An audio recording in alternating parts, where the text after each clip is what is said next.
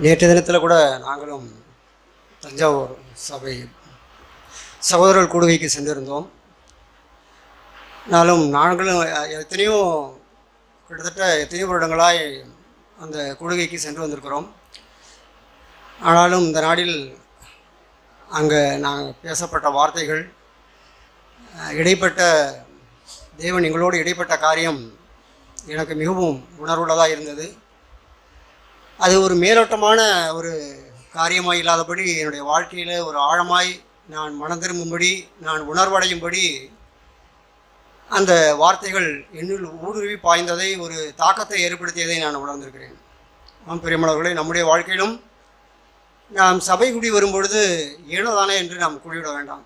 நாம் வேதத்தில் வாசிக்கிறோம், என்ன சொல்கிறோம்? நான் யார், எப்படிப்பட்டவன்? வேடிகளிலும் சந்துகளிலும் கிடந்த மனுஷன் ஆண்டவரே, நீ என் அருகே கடந்து பொழுது நான் எப்படி இருந்தேன்? நான் இரத்தத்தில் கிடந்த ஒரு மனுஷன், என்னுடைய தொப்புள் கொடி அறுக்கப்படலை, ஒரு கண்ணும் என்மேல் நோக்கமாக இருந்ததில்லை.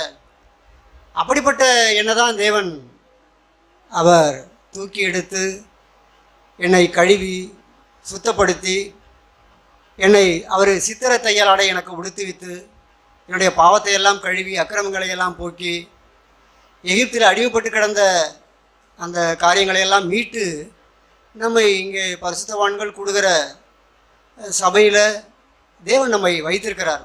நாம் எப்பொழுது கூடி வந்தாலும் நாம் ஒரு நன்றி உள்ள இருதயத்தோடு, ஆண்டவரே, நான் இந்த இடத்திற்கு, இந்த ஸ்தலத்திற்கு வருவதற்கு நான் பாத்திரவான் அல்ல அப்படிங்கிற உணர்வோடு நாம் வருவோமானால் ஆண்டவர் நம்மோடு பேசுகிற காரியத்தை நாம் உணர முடியும்.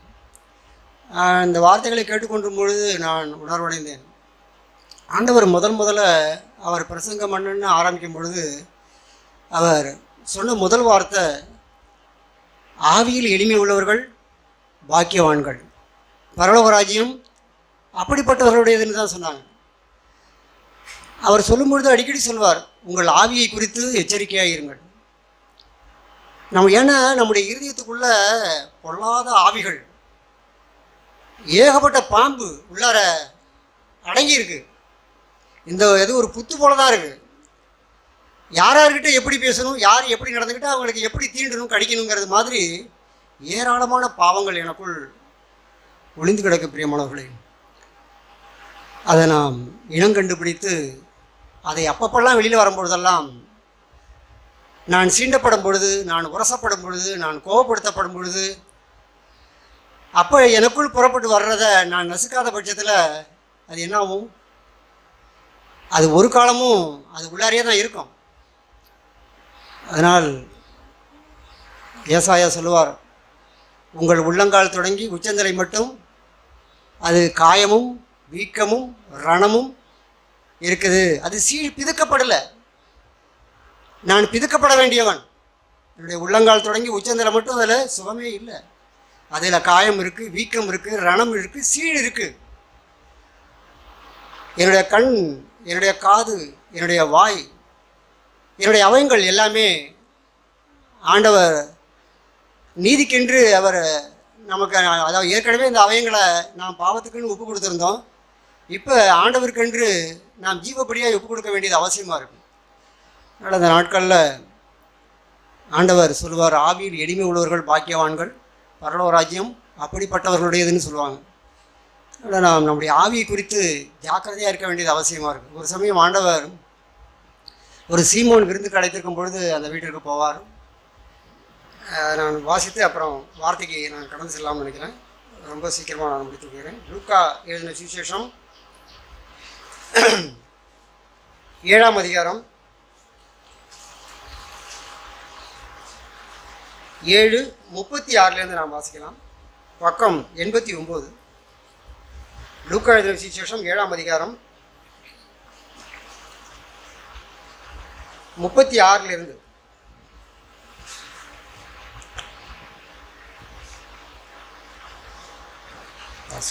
பரிசேயரில் ஒருவன் தன்னுடனே போஜனம் பண்ண வேண்டும் என்று அவரை வேண்டிக் கொண்டான்.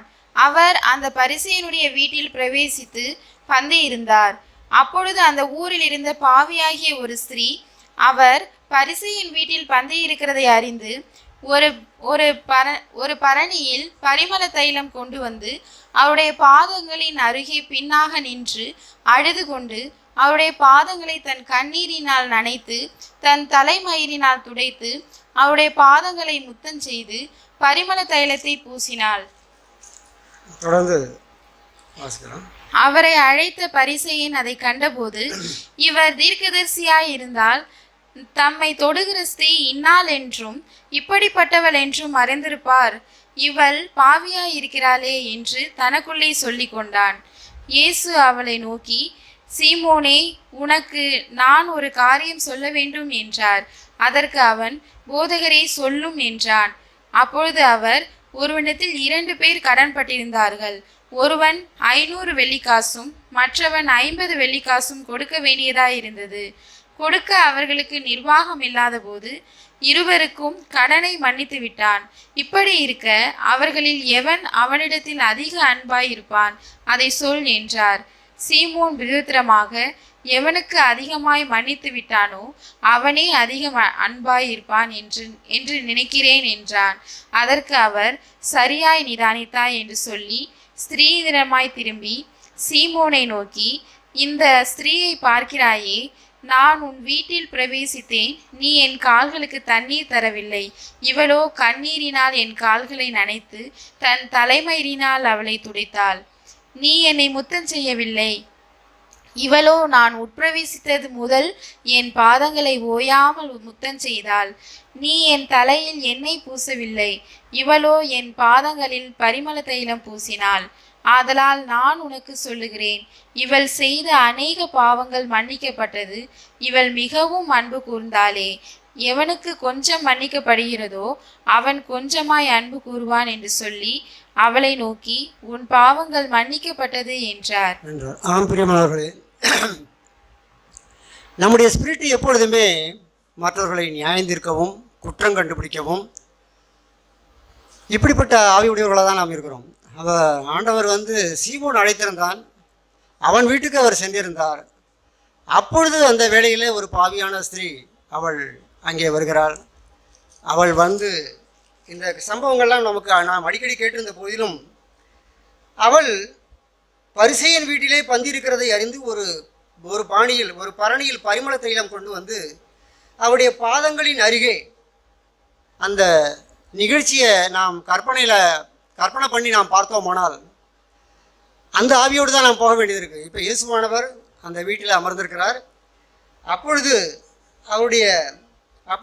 அந்த ஸ்திரீ பரிமள தைலத்தை கொண்டு வந்து அவருடைய பாதங்களின் அருகே முன்னாடி கூட போல பின்னாக நின்று அழுது கொண்டு அவருடைய பாதங்களை தன் கண்ணீரினால் நனைத்து அவருடைய பாதங்களை கண்ணீரினால் நனைத்து அவள் தன் தலைமயிரினால் துடைத்து அவருடைய பாதங்களை முத்தம் செய்து அந்த பரிமள தைலத்தை பூசினாள். அவரை அழைத்த பரிசேயன் அதை கண்டபோது அவன் மனசுக்குள்ள சொல்லிக்கிட்டு இருக்கிறான், இவர் ஒரு தீர்க்கதரிசியாக இருந்தால் தம்மை தொடுகிற ஸ்திரீ இன்னார் என்றும்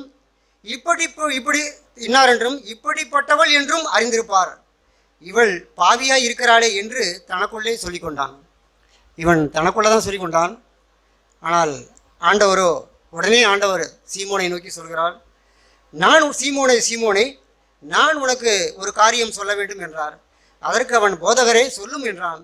அப்பொழுது அவர், ஒருவனிடத்தில் 2 பேர் கடன்பட்டிருந்தார்கள். ஒருவன் 500 வெள்ளிக்காசும் மற்றவன் 50 வெள்ளிக்காசும் கொடுக்க வேண்டியதாக இருந்தது. கொடுக்க அவர்களுக்கு நிர்வாகம் இல்லாத போது இருவருக்கும் கடனை மன்னித்து விட்டான். இப்படி இருக்க அவர்களில் எவன் அவனிடத்தில் அதிக அன்பாயிருப்பான், இதை சொல் என்றார். அதை சொல் அப்படின்னு கேட்கிறார். சீமோன் பிரதித்திரமாக, எவனுக்கு அதிகமாய் மன்னித்து விட்டானோ அவனே அதிகமாய் அன்பாயிருப்பான் என்று நினைக்கிறேன் என்றான். அதற்கு அவர், சரியாய் நிதானித்தாய் என்று சொல்லி ஸ்திரீயினிடமாய் திரும்பி சீமோனை நோக்கி, இந்த ஸ்திரீயை பார்க்கிறாயே, நான் உன் வீட்டில் பிரவேசித்தேன். நீ என் கால்களுக்கு தண்ணீர் தரவில்லை. இதோ இவ்வளோ கண்ணீரினால் என் கால்களை நனைத்து என் தலைமயிரினால் அவைகளை துடைத்தாள். நீ என்னை முத்தம் செய்யவில்லை. இவ்வளோ நான் உட்பிரவேசித்தது முதல் என் பாதங்களை ஓயாமல் முத்தம் செய்தாள். நீ என் தலையில் எண்ணெய் பூசவில்லை, இவளோ என் பாதங்களில் பரிமள தைலம் பூசினாள். ஆதலால் நான் உனக்கு சொல்கிறேன், இவள் செய்த அநேக பாவங்கள் மன்னிக்கப்பட்டது, இவள் மிகவும் அன்பு கூர்ந்தாளே, எவனுக்கு கொஞ்சம் மன்னிக்கப்படுகிறதோ அவன் கொஞ்சமாய் அன்பு கூறுவான் என்று சொல்லி அவளை நோக்கி உன் பாவங்கள் மன்னிக்கப்பட்டது என்றார். ஆம் பிரியமானவர்களே, நம்முடைய வாழ்க்கையிலும் நாம் தேவனிடத்தில் வந்திருக்கிறோம். நாம் என்னுடைய பாவங்கள் 50 வெள்ளிக்காசா, 500 வெள்ளிக்காசா? நாம் அந்த 50,000 தாளந்து கடன்பட்ட ஒரு மனிதன் எப்படி அவனுடைய மனநிலை இருந்திருக்கும்? அவனுடைய எஜமான், நீ இதை கொடுத்து தீரு, இல்லைன்னா மனைவி பிள்ளைகளெல்லாம் விற்று கொடு, இப்போவே தீர்க்கணும்னு சொல்லும் பொழுது, அந்த ராஜா சொல்லும் பொழுது அவனுடைய மனம் எப்படி இருக்கும்? அவனும் தாழ விழுந்து, அவன் தரையில் விழுந்து என்னை மன்னியும் அப்படின்னு சொல்லி அவன் மிகவும் துயரப்பட்டு துக்கப்பட்டு வேண்டிக் கொண்ட பொழுது அவனுடைய எஜமான் ராஜா எல்லாவற்றையும் மன்னித்து விட்டு விட்டான். இப்படித்தான் பிரியமானவர்களே, நம்முடைய ஆண்டவரிடத்தில் நான் கொஞ்சமாய் கடன் பட்டிருக்கிறேனா? கொஞ்சமாய் என்னுடைய வாழ்க்கையில் செய்திருக்கிறாரா? அவர் நம்முடைய வாழ்க்கையில் செய்த காரியங்களை நாம் எண்ணி பார்த்தோமானால் நாம் மற்றவர்களை விரல் நீட்டவோ நியாயம் தீர்க்கவோ, இந்த சீமோனை போல இவள் எப்படிப்பட்டவள், இவள் ஒரு பாவியான ஸ்திரீயாச்சு, அவளை கொடுத்துலாம் நியாயம் தீர்க்கிறதுக்கு விருப்பம் இருக்காது. கடந்த நாட்களில் நான் இதை ஆழமாய் இந்த காரியம் என்னை உணர்த்திச்சு பிரியமானவர்களே. அதனால் நம்முடைய ஆவியை குறித்து இந்த சீமோனுடைய ஆவி அப்படியா இருந்தது. ஆனால் ஆண்டவர் அவர் பார்த்து சொன்னார், நான் உன் வீட்டுக்கு வந்தேன், நீ என் கால்களுக்கு தண்ணீர் தரவில்லை, நீர் என்னை முத்தம் செய்யவில்லை, இவளோ அவள் தன் கண்ணீரினால் என் பாதங்களை கழுவி தலைமறினால் துடைத்தாள், இவள் செய்த அநேக பாவங்கள் மன்னிக்கப்பட்டது, இவள் மிகவும் அன்பு கூர்ந்தாளே என்று சொல்லிதான் அவளை அனுப்பிவிட்டார். நம்முடைய வாழ்க்கையிலும் நம்முடைய நிர்பந்தமான நிலைமையை உணர்ந்தவர்களாய், ஆண்டவரே நான் எவ்வளவு பாவம் செய்தவன், என்னை உம்முடைய பரிசுத்தவான்களுடைய சபையில் இருக்கிறீரே அப்படின்னு சொல்லி ஒரு நன்றி உள்ள இதயத்தோடு வருவோமானால் தேவன் நம்முடைய வாழ்க்கையில் பெரிய காரியங்களை செய்வார். நாம் கேட்டோம் அந்த ஏசாயாவின் புஸ்தகம்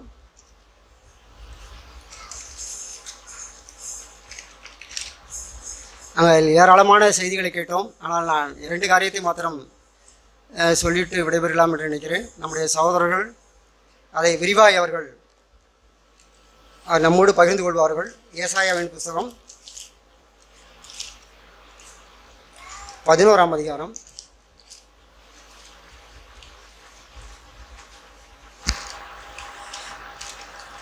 நாம் துதியின் வேளையில் கேட்ட காரியம்தான்.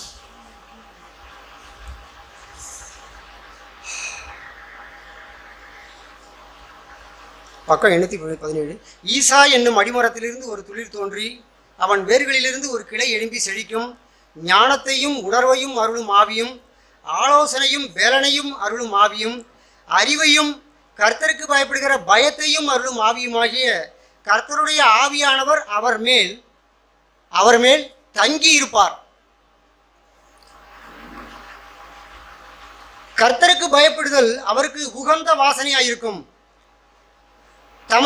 அவர் தமது கண் கண்டபடி நியாயம் தீர்க்காமலும் தமது காது கேட்டபடி தீர்ப்பு செய்யாமலும் நீதியின்படி ஏழைகளை நியாயம் விசாரித்து யதார்த்தத்தின்படி பூமியில் உள்ள சிறுமியானவர்களுக்கு தீர்ப்பு செய்து பூமியை தமது வாக்கின் கோளால் அடித்து தமது வாயின் சுவாசத்தால் துன்மார்க்கரை சங்கரிப்பார் அப்படின்னு இருக்கு. அவர் மேல் ஞானத்தையும் உணர்வையும் அருளும் ஆவியும், ஆலோசனையும் பெலனையும் அருளும் ஆவியும், அறிவையும் கர்த்தருக்கு பயப்படுகிற பயத்தை அருளும் ஆவியுமாகிய கர்த்தருடைய ஆவியானவர் அவர் மேல் தங்கியிருப்பார். இப்போ நம்முடைய வாழ்க்கையில் நான் தேவனை அறிந்திருப்போமானால், பரிசுத்த ஆவியானவர் நம்மிடத்தில் இருப்பாரானால், இந்த 7 ஆவிகளும் ஒட்டு மொத்தமாய் அவர் மேல் தங்கியிருப்பார்னு தங்கியிருக்கிறார் அவர் வாழ்ந்த நாட்களில். அதே போல் நம்முடைய வாழ்க்கையிலும் அந்த ஆவியானவர் நம்முடைய வாழ்க்கையிலே தங்கியிருக்கணும். பரிசுத்த ஆவியானவர் நம்மிடத்தில் இருக்கிறாரா? பேசிக்கொண்டு கொண்டிருக்கும் பொழுது பிரதர் சொன்னாங்க, அதாவது நம்முடைய அந்த அதாவது இந்த வாரத்துக்கு இன்னொரு காரியத்தை நான் உங்களுக்கு சொல்கிறேன். அவர் தமது கண் கண்டபடி நியாயம் தீர்க்காமலும் காது கேட்டபடி தீர்ப்பு செய்யாமலும், கேட்டோம் துதியின் வேளையில், அவர் கண் கண்டபடி நியாயம் தீர்க்காமலும் காது கேட்டபடி தீர்ப்பு செய்யாமலும் இருக்கிறாருன்னு. அதுக்கு பிரதர் சொன்னாங்க, ஒரு சமயம் சபையில் அதாவது வாலிபர்கள் கூடி உட்கார்ந்து பேசிக்கிட்டு இருந்தாங்க. அப்பொழுது பேசிக்கிட்டு இருக்கும்பொழுது அங்கே ஒரு லேசாக ஒரு புகைச்சல் வந்தது. புகைச்சல் வரும்பொழுது அதை அங்கே கூட்டத்துக்கு வந்திருந்த ஒரு சகோதரன் அவங்க அம்மாட்ட போய், கேட்டியம்மா சரியே, அங்கே அந்த நம்ம சபைக்கு வர்றவங்க அங்கே உட்காந்துருக்கிற இடத்துல புகை வந்தது, அங்கே இருக்கிறவங்க யாரோ சிகரெட் பிடிக்கிறாங்க அப்படின்னு போய் அவங்க அம்மாட்ட சொல்லியிருக்கிறாங்க. அப்போ அவங்க அம்மா போய் அதை இதை மாதிரி நம்முடைய சபைக்கு வர்றவங்க சிகரெட் பிடிக்கிறாங்களாம்ல அப்படின்னு சொல்லி பல பேர்கிட்ட அதை சொல்லிட்டாங்க. இந்த செய்தி பிரதருக்கு காதில் விழும்பொழுது அவர் அதை என்ன நடந்தது ஏது நடந்ததுன்னு அந்த சகோதரன் நன்றாக தெரியும். போய் விசாரிக்கும் பொழுது அவர்கள் உட்கார்ந்திருந்த இடத்துல கொசு அதிகமாக கடிச்சுதான். அதனால் அங்கே கொசுவர்த்தி சுருள் அங்கே வச்சுருந்துருக்காங்க. அப்போ அந்த இடத்துலேருந்து புகை போயிருக்கு. அது எட்டியிருந்து பார்த்த அந்த சகோதரனுக்கு அங்கே என்னடான்னா, அந்த புகை சிகரெட் பிடிச்சது போல் இருந்துதான். சிகரெட் பிடிச்சது போகிறது போல் இருந்ததை போய் அவங்க அம்மாட்ட சொல்லியிருக்கிறான். அவங்க பையன் சொன்ன வார்த்தையை வச்சு அவங்க எல்லாத்தையும் சொல்லிட்டாங்க. இப்படி ஒரு பிரச்சனை உருவாச்சு. அப்போ நம்முடைய வாழ்க்கையிலும் கூட அங்கே அந்த பையன் கண்டது என்னென்னு கேட்டிங்கன்னா, உண்மைதான், புகை வந்துச்சு. அதை போய் சொன்னான். இதை போல தான் நம்முடைய வாழ்க்கையிலும் நாம் கண் கண்டபடி நியாயம் தீர்க்காமலும் காது கேட்டபடி அங்கே நடந்திருக்கும் அப்படின்னு தீர்ப்பு செய்யாமலும் இருக்கணும்னு சொல்லி ஒரு உதாரணமாக சொன்னாங்க. நம்முடைய வாழ்க்கையிலும் பிரியமானவர்களே, நம்ம எதுக்கெடுத்தாலும் நம்ம நியாயம் தீர்க்கிறவங்களாகவும் தீர்ப்பு செய்கிறவங்களாகவும் இருக்கிறோம் அப்படிங்கிறதுக்கு எச்சரிப்பாக அவங்க சொன்னாங்க. இன்னொரு காரியம்,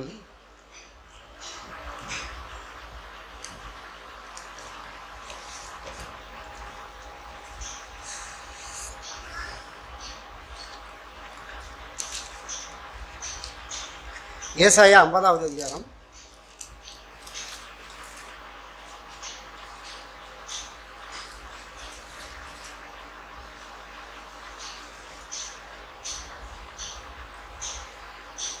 50:4 வாசிக்கிறோம். இளைப்படைந்தவனுக்கு சமயத்திற்கு ஏற்ற வார்த்தை சொல்ல நான் அறியும்படிக்கு கர்த்தராகிய ஆண்டவர் எனக்கு கல்விமானி நாவை தந்தருளினார். காலைதோறும் என்னை எழுப்புகிறார். கற்றுக்கொள்ளுகிறவர்களைப் போல நான் கேட்கும்படி என் செவியை கவனிக்க செய்கிறார். கர்த்தராகிய ஆண்டவர் என் செவியை திறந்தார். நான் எதிர்க்கவும் இல்லை, நான் பின்வாங்கவும் இல்லை.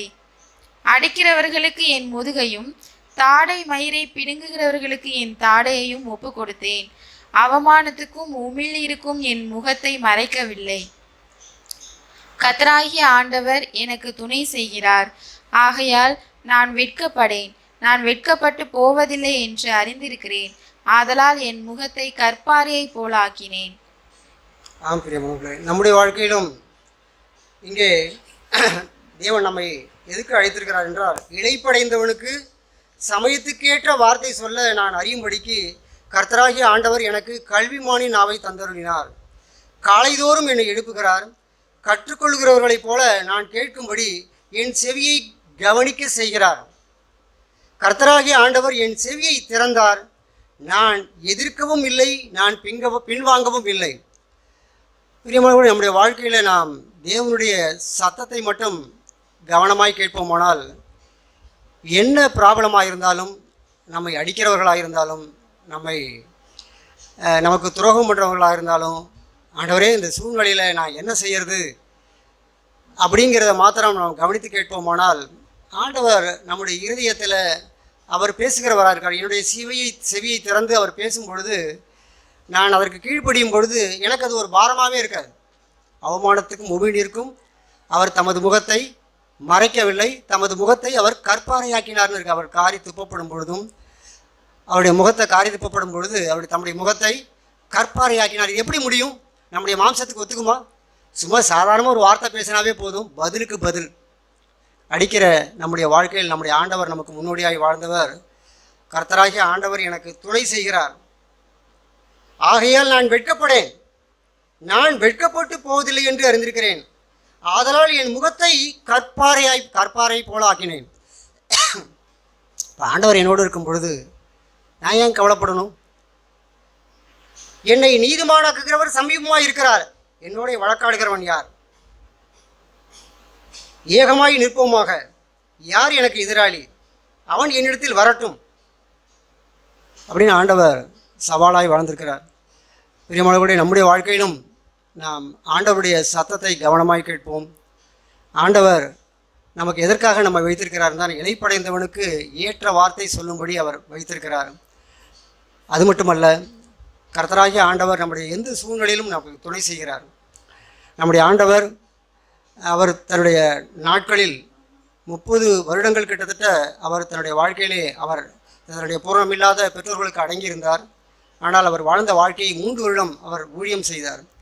ஆனால் நம்முடைய வாழ்க்கையிலும் நமக்கு கொடுக்கப்பட்ட இந்த தவணை நாட்களில் அவர் நமக்கு ஒரு நல்ல மாதிரியாக இருக்கிறார். அவர் ஒவ்வொரு சூழ்நிலைக்கும் நாம் அவரை நோக்கி பார்க்கும் பொழுது அவரிடத்தில் நம்முடைய கேள்வி எல்லாவற்றிற்கும் பதில் இருக்கிறது. பிரியமானவர்களே, அவரை நோக்கி பார்த்தவர்கள் பிரகாசம் அடைந்தார்கள்னு இருக்குது, அவருடைய முகங்கள் வெட்கப்பட்டு போவதில்லைன்னு இருக்குது. நம்முடைய வாழ்க்கையில் எல்லா சூழ்நிலைக்கும் ஒரு சமயம் ஒரே ஒரு செய்தி மாத்திரம் நான் சொல்கிறேன். கடந்த நாட்களில் சிஸ்டர் ஆனி பேசின ஒரு செய்தியை நான் கேட்டேன். அப்பொழுது அவர்கள் சொன்னார்கள், ஒரு சமயம் பிரதர் ஊழியத்தின் நிமித்தம் வெளியூர் போயிட்டாங்க. அப்போ அவர்கள் சொல்லிவிட்டு போனார்கள், பிள்ளைகளை வெளியிலலாம் உடனே அனுப்ப வேண்டாம், நீங்கள் வீட்டிலேயே பார்த்துக்குங்க, நான் மழை காலமாக இருக்குது அப்படின்னு சொல்லிவிட்டு அவங்க போயிட்டாங்க. பிரதர் போனதுக்கு பிற்பாடு என்னுடைய பெரிய பையன் இதை மாதிரி கிரிக்கெட் மேட்ச் நடக்குது, நான் கண்டிப்பாக போய் தான் ஆகணும்னு சொல்லி அவங்க சொன்னான். எனக்கு மிகவும் கஷ்டமாக இருந்தது. என்னை இப்போ கூப்பிட்டு என் ட்ரெஸ்ஸெல்லாம் கொஞ்சம் அயன் பண்ணி கொடுங்கம்மான்னு சொன்னான். அப்போ நான் அயன் பண்ணி கொண்டிருந்தேன். ஆனால் என்னுடைய பிள்ளைகள் தலைக்கு மேலே வளர்ந்து போச்சு. இப்போ என்னால் அவனை போக வேண்டான்னு சொல்லி என்னால் அவனிடத்தில் சொல்ல முடியல.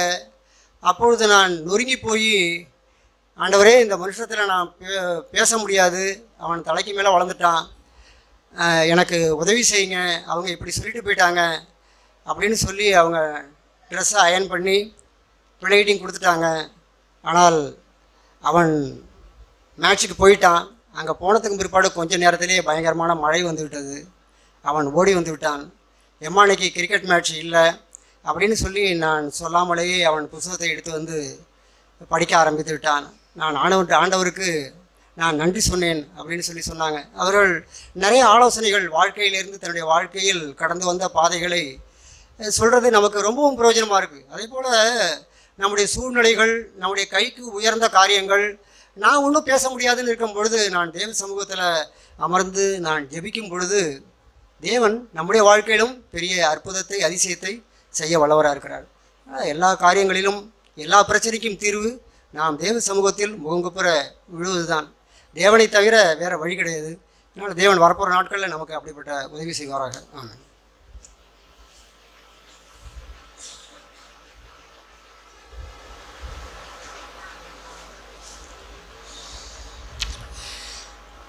ஆண்டவருடைய வார்த்தைகளுக்கு நானும் நன்றி செலுத்துகிறேன். நாங்கள் நேற்று தஞ்சாவூர் கூட்டத்தில், சகோதரர்களுடைய கூட்டத்தில் கலந்து கொண்ட வார்த்தைகளை நானும் கேட்டேன், நானும் உற்சாகமடைந்தேன்.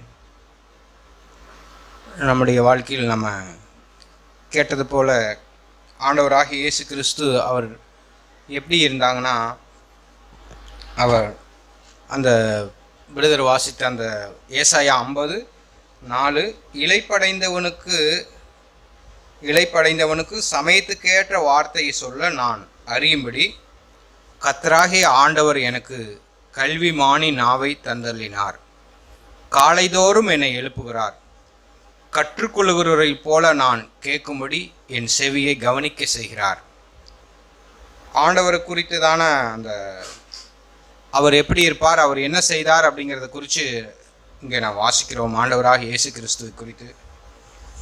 அவர் என்ன செய்தார்னா, கற்றுக்கொள்வரை போல இருந்தார். சீசன் என்பதற்கும் நம்முடைய வாழ்க்கையிலும் நாம் கற்றுக்கொள்ளுவவர்களாகவும் ரெண்டாவது கவனித்து கேட்குறவர்களாகவும் நம்ம இருக்கணும் அப்படின்னு சொல்லி சொன்னாங்க. என்ன கவனித்து கேட்கணும்னா, நம்முடைய வாழ்க்கையில் ஆண்டவர் சில நேரத்தில் நம்மளை பேசும்படி சொல்லுவாங்க, சில நேரத்தில் பேச வேண்டாம்னு சொல்லுவாங்க. அது மாதிரி ஆண்டவர் ஒவ்வொரு சமயமும் அவர் கவனித்து கேட்டு அந்த பிதாவினுடைய சத்தத்தை கேட்டாங்க. நம்ம கேட்டது போல் அந்த 30 வருஷ காலமாக அவர் ஒரு பிரசங்கமும் பண்ணலை. 30 வருஷ காலமாக அவர் என்ன செய்தார்னா, அவர் கவனித்து கேட்டுக்கிட்டே இருந்தார்.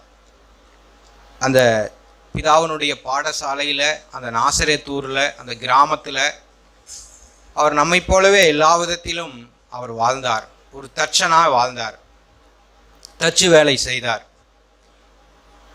இப்படி அவருடைய சூழ்நிலையில் அவர் பிதாவினுடைய சத்தத்தை கேட்க முடிந்தது. பிதாவினுடைய அந்த வார்த்தையை கவனித்து அவர் கேட்க முடிந்தது. ஒவ்வொரு சூழ்நிலையிலும் அப்படி கேட்டு வாழ்ந்தார்.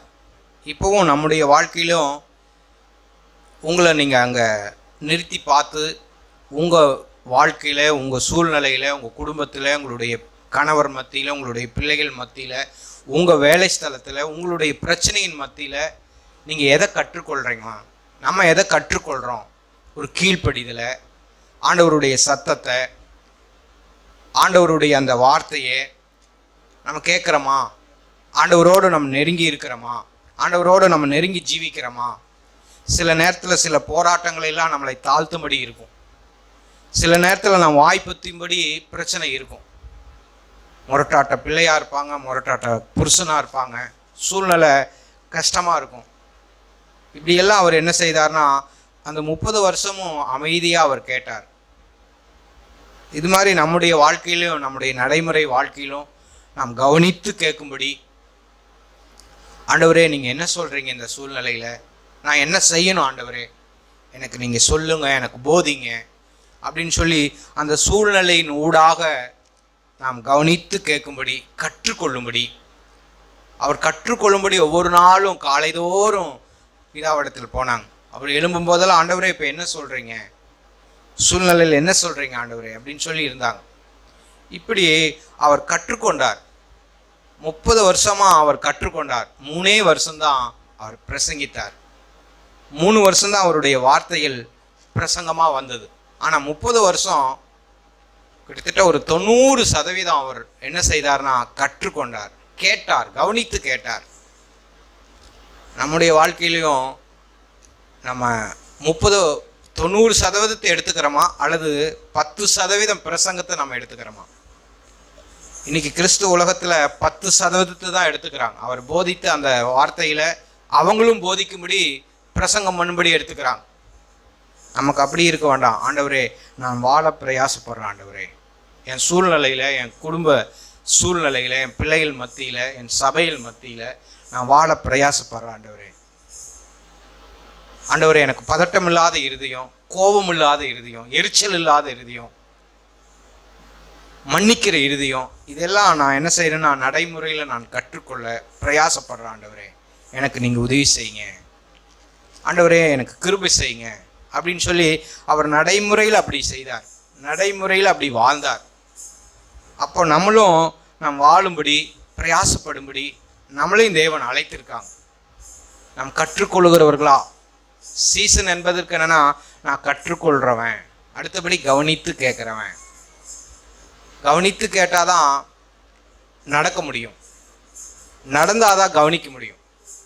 இந்த ரெண்டையும் நம்முடைய வாழ்க்கையில் எப்பவுமே நாம் விடாமல் பற்றி கொள்ளும்படி, ஆண்டவரே எனக்கு நீங்கள் உதவி செய்யுங்க ஆண்டவரே, என் நடைமுறையில் நான் அதை செய்ய எனக்கு உதவி செய்யுங்க. இப்போ நான் இருக்கிற சூழ்நிலையில் நீங்கள் வாழ முடியாது, நீங்கள் இருக்கிற சூழ்நிலையில் நான் வாழ முடியாது. ஆனால் அவங்க சூழ்நிலையில் நம்ம என்ன செய்யணும்னா, நம்ம கற்றுக்கொள்ளும்படி, கிறிஸ்துவை இழிப்படுத்தும்படி, அந்த ஆண்டவர் செய்தது மாதிரி நாம் வாழும்படி தேவன் நம்மளை அழைச்சிருக்காங்க. அதை நம்ம அந்த நாளில் நான் வாசிக்கும்போது நிறைய வார்த்தையில் நான் கேட்டோம். ஆனால் எனக்கு என் இருதயத்துக்கு என்ன சொல்லலாம்னா, என் இருதயத்தில் நிலைத்திருக்கிறது. நான் விரும்புகிற அந்த வார்த்தை என்னன்னா, அவர் இலைப்படைந்தவனுக்கு சமயத்துக்கேற்ற வார்த்தையை. அப்படின்னா நிறைய வார்த்தைகள் இருக்கு, ஆனால் சமயத்துக்கேற்ற வார்த்தையை அவர் கொடுத்தார். அவர் ஆண்டவர் எப்படி இருந்தார்னா, ஒரு மெல்கு முறைமையின்படி அவர் ஆசாரியரானார். மெல்கு சேதேக்கினுடைய முறைமையின்படி அவர் ஆசாரியானார். அதில் நான் வாசிக்கிறோம், எபிரேயர் 7ஆம் அதிகாரம்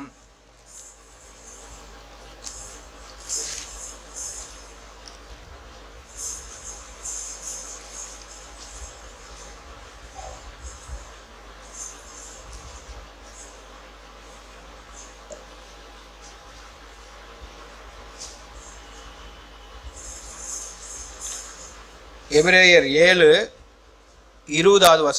நடுப்பகுதி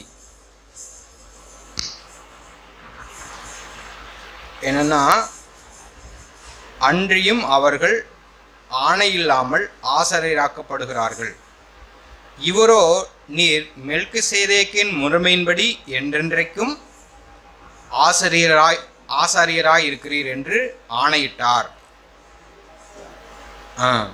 கர்த்தர் ஆணையிட்டார் மெல்கிசேதேக்கினுடைய முறைமையின்படி. நம்ம ஏற்கனவே வாசித்த அந்த 50 நாளில், ஏசாயா 50 நாளில் இதுக்கும் சம்மந்தம் உண்டு. இந்த மெல்கிசேதேக்கினுடைய முறைமையின்படி, இந்த மெல்கிசேதேக்கு எப்படின்னா, அவர் சமயத்துக்கேற்ற அந்த ஊழியத்தை செய்தார், சமயத்துக்கேற்ற உதவி செய்தார், சமயத்துக்கேற்ற ஜனங்களுக்கு உதவி செய்தார்.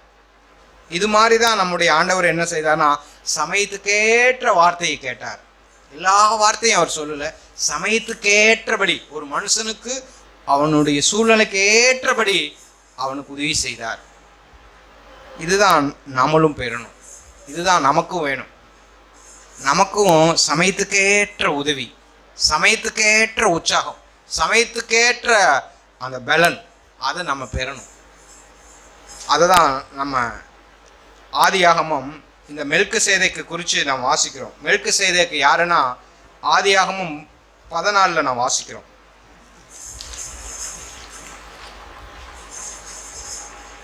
14 பிரதர் சொன்னாங்க. 14 வாசிங்க. தன் சகோதரன் சிறையாக கொண்டு போகப்பட்டதை ஆபிராம் கேள்விப்பட்ட போது, அவன் தன் வீட்டிலே பிறந்த கைப்படிந்தவர்களாகிய 318 ஆட்களுக்கும் ஆயுதம் தரிப்பித்து தான் என்னும் ஊர் மட்டும் அவர்களை தொடர்ந்து, ராக்காலத்திலே அவனும் அவன் வேலைக்காரரும் பிரிந்து பவுஞ்சுகளாய் அவர்கள் மேல் விழுந்து அவர்களை முறியடித்து தமஸ்குவுக்கு இடதுபுறமான ஓபா மட்டும் துரத்தி. போதும். இங்க என்ன சொல்றாங்கன்னா, லோத்து ஆபிரகாமுடைய கூட இருந்தார். ஆனால் செழிப்பான தேசத்தை தெரிந்து கொண்டு அவர் என்னன்னா, அவர் அங்கே தங்கிடுறார், சோதோமில் தங்கிடுறார். அந்த செழிப்பான இடத்தில் அவர் இருக்கும்போது என்ன ஆயிடுதுன்னா, அவர் எதிரினுடைய நாட்டிலிருந்து அவரையும் அவருடைய குடும்பத்தையும் அவங்களுடைய பிள்ளைகளையும் மனைவி சகோதரிகளை எல்லாரையும் பிடிச்சிட்டு போயிடுறாங்க. தனக்கு உண்டான எல்லாவற்றையும் சூறையாடிட்டு போயிடுறாங்க. அப்படி இருக்கும்போது இந்த செய்தியை ஆபிரகாம் கேள்விப்படுறார். லோத்துவையும் லோத்துக்கு உண்டாக இருந்த எல்லாவற்றையும் சூறையாடிட்டு போயிடுறாங்க அப்படிங்கிற செய்தியை ஆபிரகாம் கேள்விப்படுறார்.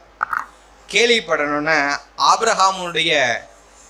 அவனுடைய வேலையாட்கள் ஆபிரகாம் எல்லாரும் 318 பேர் அதை தொடர்ந்து போய், ஊர் மட்டும் அவர்களை தொடர்ந்து போய், ராத்திரியிலே தனியாக பிரிஞ்சு போய் என்ன செய்கிறாங்கன்னா, பிரிந்து பஞ்சு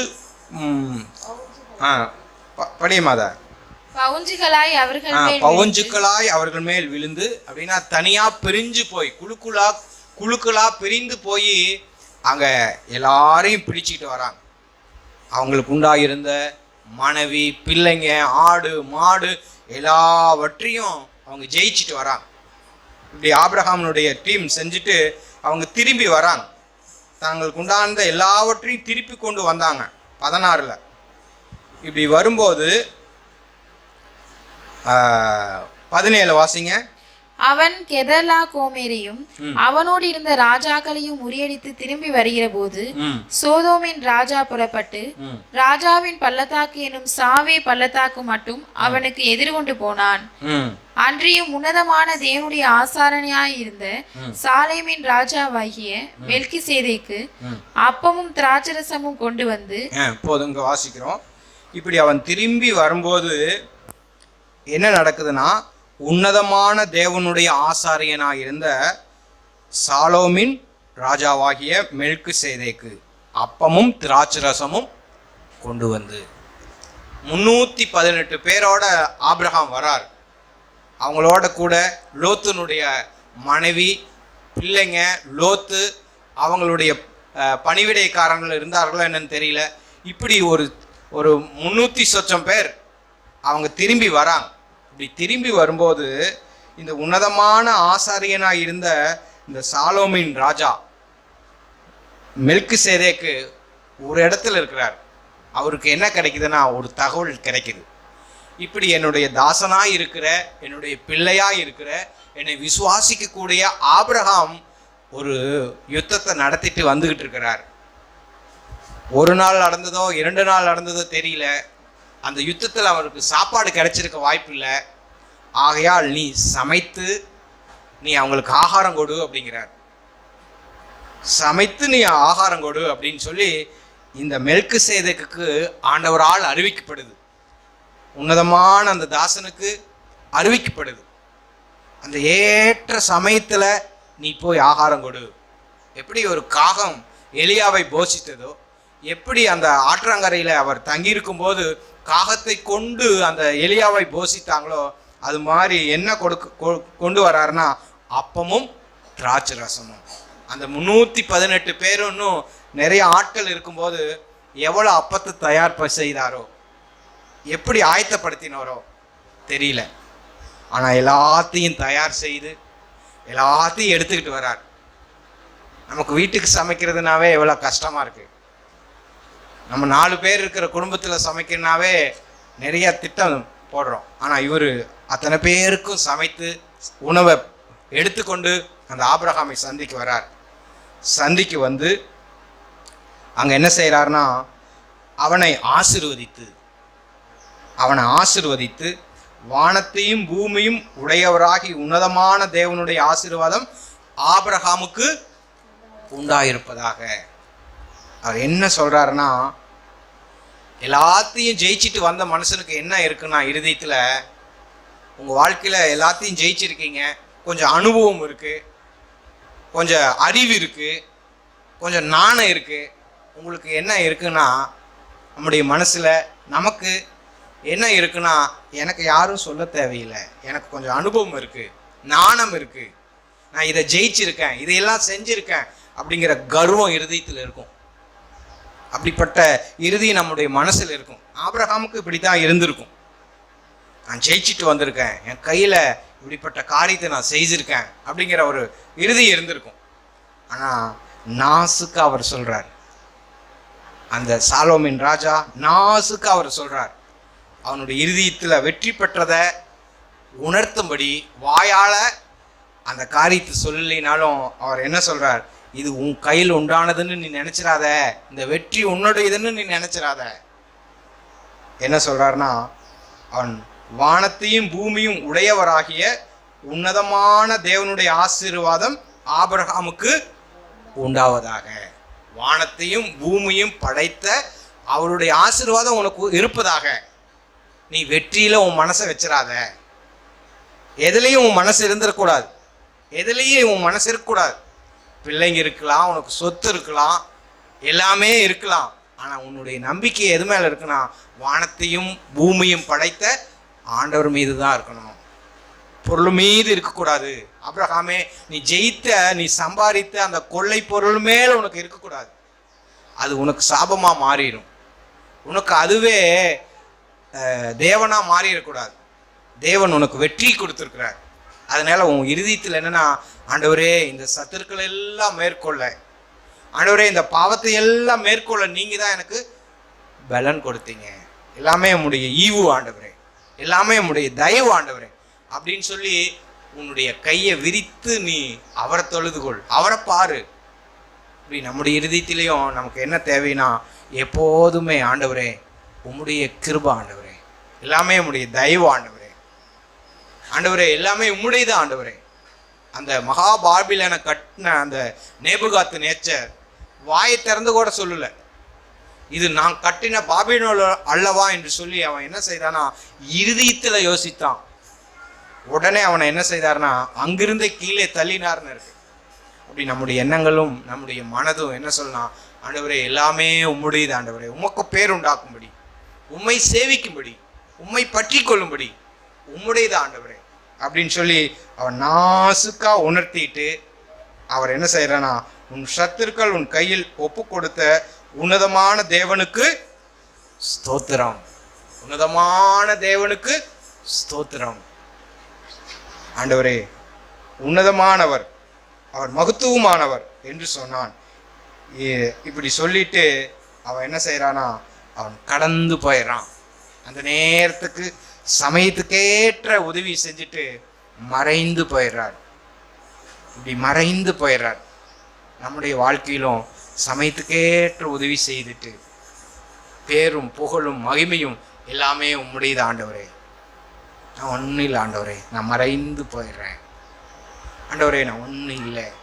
இப்படி நம்முடைய வாழ்க்கையில் ஆண்டவரை நாம் அண்டிக்கொள்ளும்படி, ஆண்டவரை பற்றி கொள்ளும்படி, இப்படி நம்முடைய வாழ்க்கையிலும் அந்த உன்னதமான தாசனுக்குரியவர்களாய், உன்னதமான பிள்ளைகளுக்குரியவர்களாய் நாம் வாழும்படி தேவன் நம்மை அழைத்திருக்காங்க.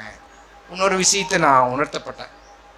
என்னன்னா, இளம் சந்ததிகள் பிரதர் சொன்னாங்க, ஒரு உண்மையான தேவனுடைய தாசன் ஒரு விஷனோடு, அவங்களுடைய ஒரு நோக்கத்தோடு, ஒரு திட்டத்தோடு அவரை கொண்டு தேவன் தம்முடைய திட்டத்தை நிறைவேற்றும்படி ஒரு தாசர்களை எழுப்புறாங்க. உதாரணமாக ஜான் வெஸ்லி, இன்னும் 4-5 பேர் சொன்னாங்க. அவங்களையெல்லாம் பார்த்தீங்கன்னா அப்படி தேவன் உருவாக்குனாங்க. ஆனால் அவங்க மறைந்ததுக்கு அப்புறம் ஒரு 100 வருஷத்துக்கு அப்புறம் அவங்க சபைகளெல்லாம் எப்படி ஆயிட்டுன்னா பின்மாற்றம் அடைஞ்சிட்டாங்க. ஏன் இப்படி ஆச்சு அப்படின்னா, அந்த ஒரு உத்தம தாசர்கள் ஆரம்பித்த அந்த ஒரு இருதயத்தினுடைய அந்த விஷன், அந்த நோக்கம் நாளடைவில் இருந்த இளம் சந்ததிகளுக்கு அது மறைந்துட்டு அவங்க அதை அறிந்து கொள்ளலை. அது நம்ம பிள்ளைகளாக இருக்கலாம், அல்லது நம்மளுடைய சபையாராக இருக்கலாம், அல்லது சபை கூடி வருகிற நம்மளாக இருக்கலாம். நம் தேவனை அறியாமையே சபை கூட்டிகிட்டு போயிட முடியும். தேவனை நாம் யாருன்னு தெரிந்து கொள்ளாமையே நம் கூட்டத்தோடு கூட்டமாக இருந்துட்டு போயிட முடியும். அதனால் நம்ம பிள்ளைங்க மனம் திரும்பி இருக்கிறார்களா, இளம் சந்ததிகள் ஆண்டவரை அறிந்திருக்கிறாங்களா, வேத வசனம் அவருக்கு தெரியுதா, அவங்கள தங்களுடைய இருதயத்தை தேவனுக்குன்னு ஒப்பு கொடுத்துருக்குறாங்களா, இதையெல்லாம் பாருங்கன்னு சொன்னாங்க. இதெல்லாம் நமக்கு ஒரு பாரம் உண்டாயிருக்க வேண்டியதாக இருக்குது. பாரத்தோடு கூட நம்ம அவங்களுக்கு உதவி செய்ய வேண்டியதாக இருக்குது. சமயத்துக்கேற்ற உதவி செய்கிறது மாதிரி அவங்களுக்கு வேத வார்த்தைகளையும் தேவனையும் ஆண்டவராக இயேசு கிறிஸ்துவையும் நம்ம அவங்களுக்கு சொல்ல வேண்டியதாக இருக்குது. நியாயாதிபதிகள் 2ஆம் அதிகாரத்தில் 10வது வசனத்தில் பிரதர் சொன்னாங்க. அந்த வசனத்தை நாம் நியாயாதிபதிகள்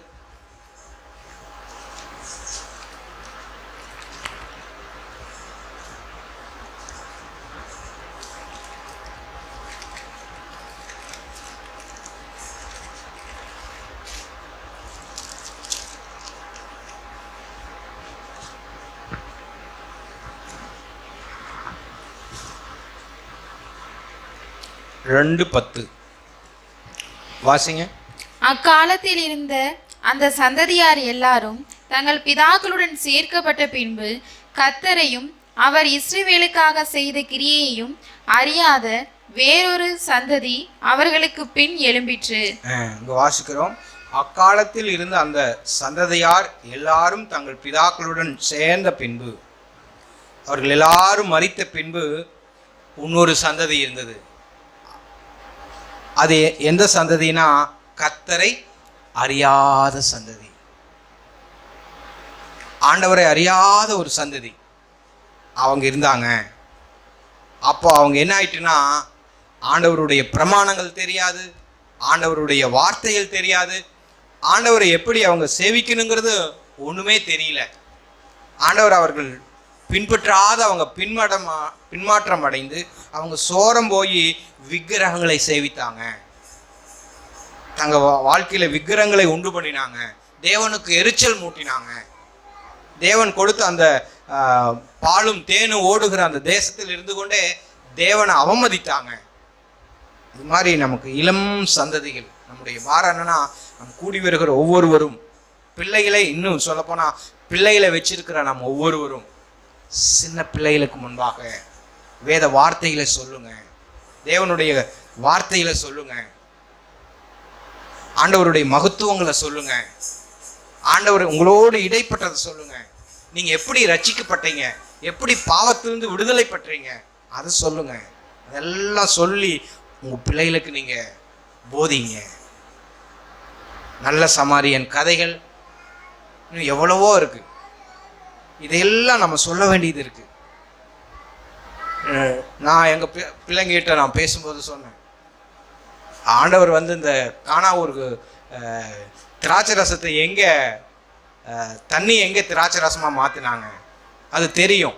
ஆனால் எங்கே இருக்கு, எத்தனாம் அதிகாரத்தில் இருக்கு, என்ன ஊரில் செய்தார், எத்தனை ஜாடி நிரப்புனாங்க, தண்ணீர் மாற்றினாங்க. ஆனால் அதுலேயும் கூட எந்த ஊரில் செய்தார், எந்த சம்பவத்தில் செய்தார், கல்யாணத்தில் செய்தார், கானா ஊரில் செய்தார், இத்தனை ஜாடியை அவர் நிரப்பினாங்க. நிரப்பினதுக்கு அப்புறம் மொண்டு கொடுக்கும்போது தான் அது மாறிச்சு. இது மாதிரி நல்ல சமாரியனுடைய கதை எங்கே இருக்கு, இதெல்லாம் டீப்பாக நம்ம அவர்களுக்கு சொல்ல வேண்டியதாக இருக்கு. அவர்களோடு நம்ம ஆண்டவருடைய வார்த்தைகளையும் அது மாதிரி நம்முடைய பிள்ளைகளை வைத்திருக்கிற நாம் கூடி ஜெபிக்கணும். ஜெபங்களில் நாம் கூடி ஒரு பாட்டை பாடி ஒரு அதிகாரத்தை வாசித்து ஆண்டவரை துதித்து நாம் அதுக்கு ஒரு 1/2 மணி நேரத்தை நம்ம செலவிடணும். நம்ம பிள்ளைங்க வளரணும், உலகத்துக்கு போகக்கூடாதுன்னா இதெல்லாம் நம்முடைய நடைமுறை வாழ்க்கையில் நம்ம சீராய், அது சிரமமாய், அது நான் கரெக்டாய் ஒழுங்காய் இதை நம்ம கடைப்பிடிக்கணும், அவர்களுக்கு சொல்லிக் கொடுக்கணும். அது சின்ன பிள்ளையிலேயே நம்ம அப்படி சொல்லிக் கொடுக்கும்போது இந்த நேரம் ஜெப நேரம், இந்த நேரம் பைபிளை வாசிக்கிற நேரம், இந்த நேரம் நம்ம வாசிக்கிற இது பாட்டு பாடுற நேரம் அப்படின்னு சொல்லி அதை நம்ம ஒழுங்கும் கிரயமாக அதை நம்ம செய்யும்போது பிள்ளைங்க ஆண்டவர் அறிந்து கொள்வாங்க. இல்லை எல்லாமே சபையில் சொல்லி கொடுத்துருவாங்க, சபைக்கு தானே போகிறாங்க, சண்டே கிளாஸ் சொல்லி கொடுத்துருவாங்க அப்படின்னு விட்டுட்டா பிள்ளைங்களுக்கு ஒன்றுமே தெரியாது. அவங்க வாழ்க்கையில் அவங்க வளர்ந்து கஷ்டப்படுவாங்க. மனம் திரும்புதல்னா என்னன்னு தெரியாது, குடும்பம் நடத்துறதுனா என்னன்னு தெரியாது. அப்படி நம்ம இருக்க வேண்டாம். சில பிள்ளைகளையே நம்ம அவர்களுக்கு சொல்லிக் கொடுக்கணும். ஜெபம் பண்ணுவது, வேதத்தை வாசிப்பது, இயேசுவை நேசிப்பது, எல்லா சூழ்நிலையிலும் ஆண்டவர் உங்களுக்கு உதவி செய்வாங்க அப்படிங்கிறத நம்மிடத்துலேருந்து தான் பிள்ளைங்க கற்றுக்கணும். அதனால் நாம் அவர்களுக்கு சொல்லிக் கொடுக்கணும். நமக்கப்புறம் பிள்ளைங்க ஆண்டவரை பின்பற்றணும். அதெல்லாம் நமக்கு அந்த இளம் சந்ததி வின்சென்ட் பிரதர் சொல்லும்போது 5 சந்ததியை குறித்து சொன்னாங்க. அது மாதிரி அந்த சின்ன பிள்ளையிலிருந்தே அவங்களுக்கு சொல்லிக் கொடுங்க. நல்ல பாடலை, நல்ல வசனங்களை, ஆண்டவராக இயேசு கிறிஸ்துவை இப்படி நம்முடைய எப்படி அவங்களுக்கு சாதத்தை பிசைந்து ஊட்டுறோமோ அது மாதிரி ஆண்டவருடைய வார்த்தைகளை அவ்வளவாய் நம்ம அவர்களுடைய மனதில் நாம் வச்சுக்கணும். ஆண்டவர் நம்ம ஒவ்வொருவருக்கும் உதவி செய்வாராக. ஆமென்.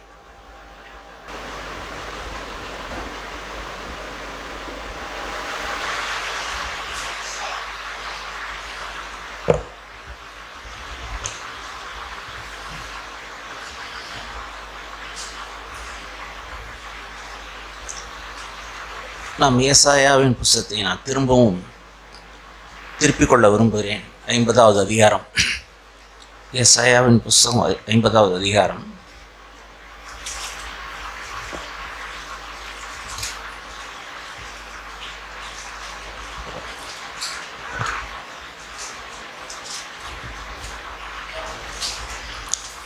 அதில் 4வது வசனம் வாசிக்கிறோம். இளைப்படைந்தவனுக்கு சமயத்துக்கேற்ற வார்த்தை சொல்ல நான் அறியும்படிக்கு கர்த்தராகிய ஆண்டவர் கல்விமான நாவை தந்தருளினார். காலைதோறும் என்னை எழுப்புகிறார், கற்றுக்கொள்ளுகிறவளைப் போல நான் கவனிக்கும்படி என் செவியை கவனிக்க செய்கிறார். இது நம்முடைய ஆண்டவரும் இரட்சகருமாகிய இயேசு கிறிஸ்துவ குறித்தான தீர்க்க தரிசன வார்த்தை. இந்த வார்த்தை இந்த முழு உலகத்தில் சோர்ந்து போயிருக்கிறவனுக்கு, இளைப்படைந்திருக்கிறவனுக்கு, யாராக இருந்தாலும் அவர்கிட்ட மருந்து இருந்தது, அவர்கிட்ட வார்த்தை இருந்தது. இயேசுவிடத்தில் இயேசுவால் பிரச்சனையை தீர்க்க முடியாத, அவரால் தீர்க்க முடியாத பிரச்சனை ஒரு பிரச்சனையுமே இல்லை. அவர்கிட்ட வந்த எல்லாருக்கும் அவர் தம்முடைய பிரச்சனையை தீர்த்து வச்சாங்க. அதே ஆண்டவர் தான் இன்னைக்கு இருக்கிறார். அவரால் எல்லாம் கூடும், எல்லா பிரச்சனையும் தீர்க்கும். ஆகையினால எல்லா மனுஷனும் இளைப்படைந்தவனா இருக்கிறான், சோர்ந்து போய் இருக்கிறான்.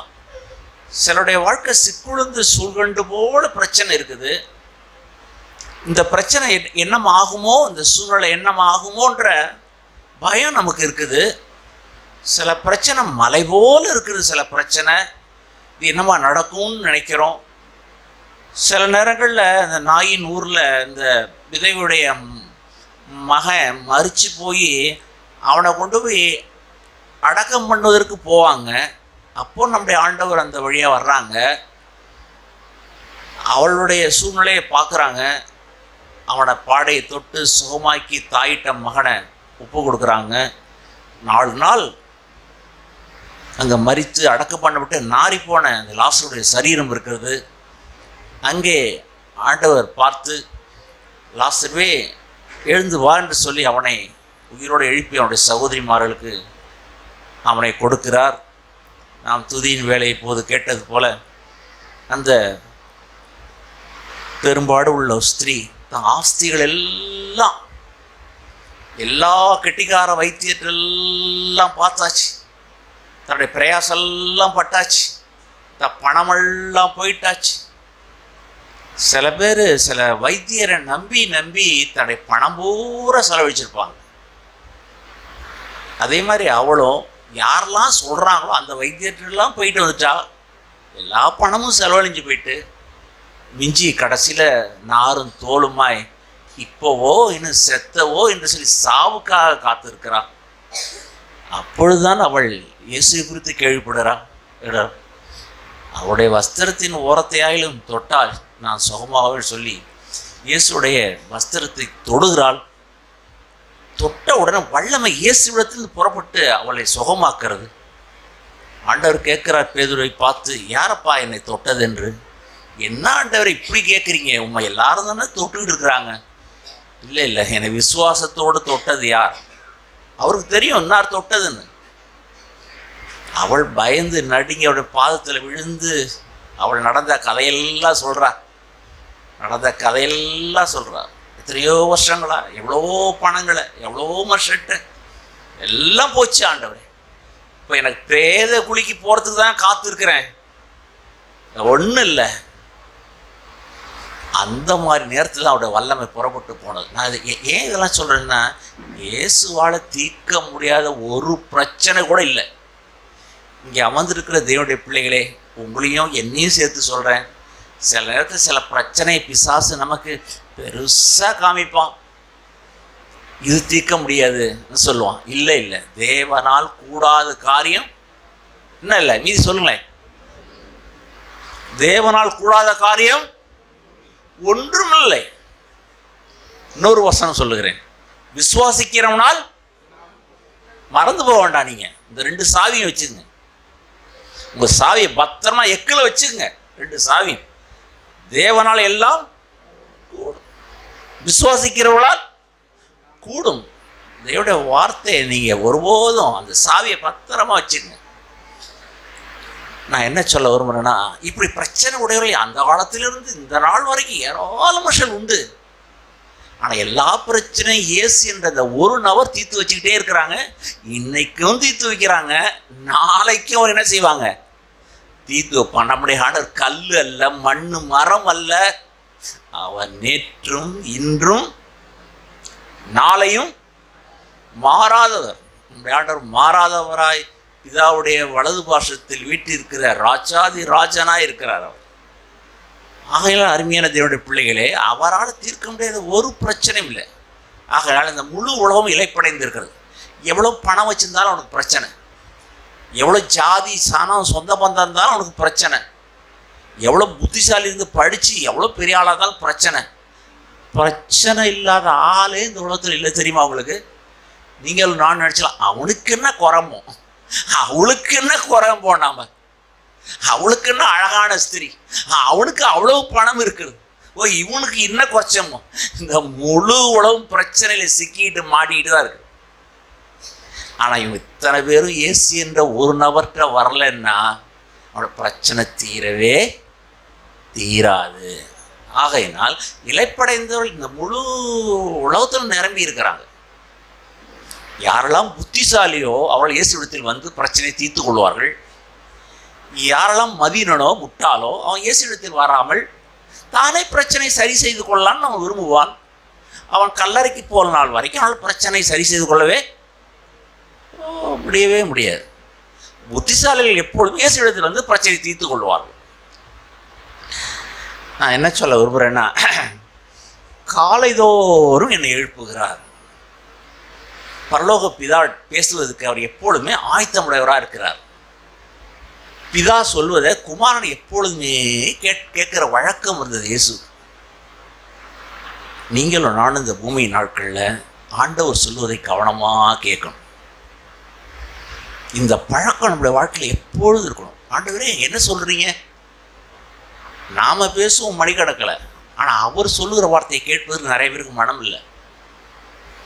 நான் நிறைய சகோதரமார்கள்ட்ட கண்ட காரியம் என்னன்னா, எதிர்பார்த்து ஒரு வார்த்தையை சொல்லணும்னு விரும்புவார், ஆனால் சொல்ல வார்த்தையை கேட்க அவங்களுக்கு மனம் இருக்காது. அவங்க பேசிக்கிட்டே இருப்பாங்க. கொஞ்சம் பொறுங்க, பேசிக்கிட்டே இருப்பாங்க. ஒரு 2 நிமிஷம் வாய் பற்றி நீங்கள் என்ன சொல்கிறீங்கன்னு கேட்குறதுக்கு அவங்களுக்கு என்ன இருக்காது, மனமே இருக்காது. இங்கே உட்கார்ந்துருக்கிற அருமையான சகோதரிமார்களை நான் உங்களுக்கு சொல்லுகிறேன், சகோதரிமார்களுக்கு இந்த பழக்கம் அப்படியே இருக்கிறது.